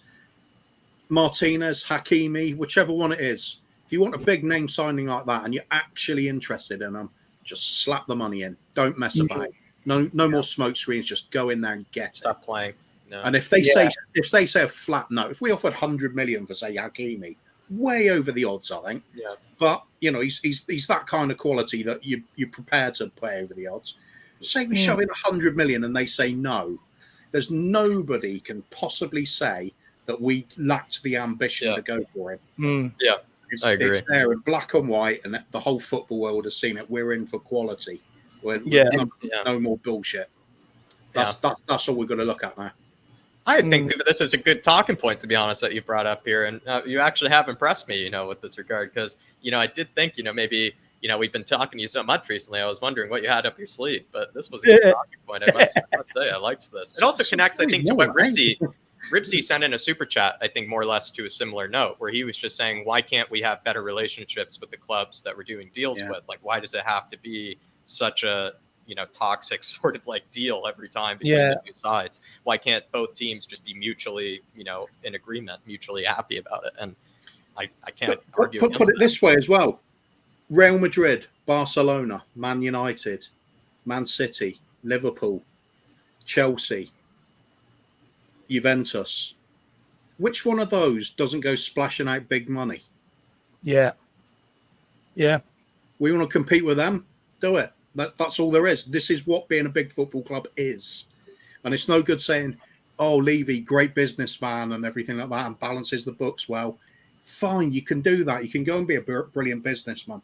But if you come to a football club, you better walk the walk. You better go out and do what the big boys do. Otherwise, you're just taking advantage of our name. So this is the whole deal with Paratici and Conte. It's time to walk the walk. There's no more of this bullshit. Levy's had his last chance. This is it. And he's now got to start. He's got to do this regularly, season after season. Back in these two. We'll get somewhere. Trophies coming. I smell it. Silverware. Bit of polish on the air. Yeah. That's and everything nice and shiny. That's steel polish. The smell of nice steel polish. I love it.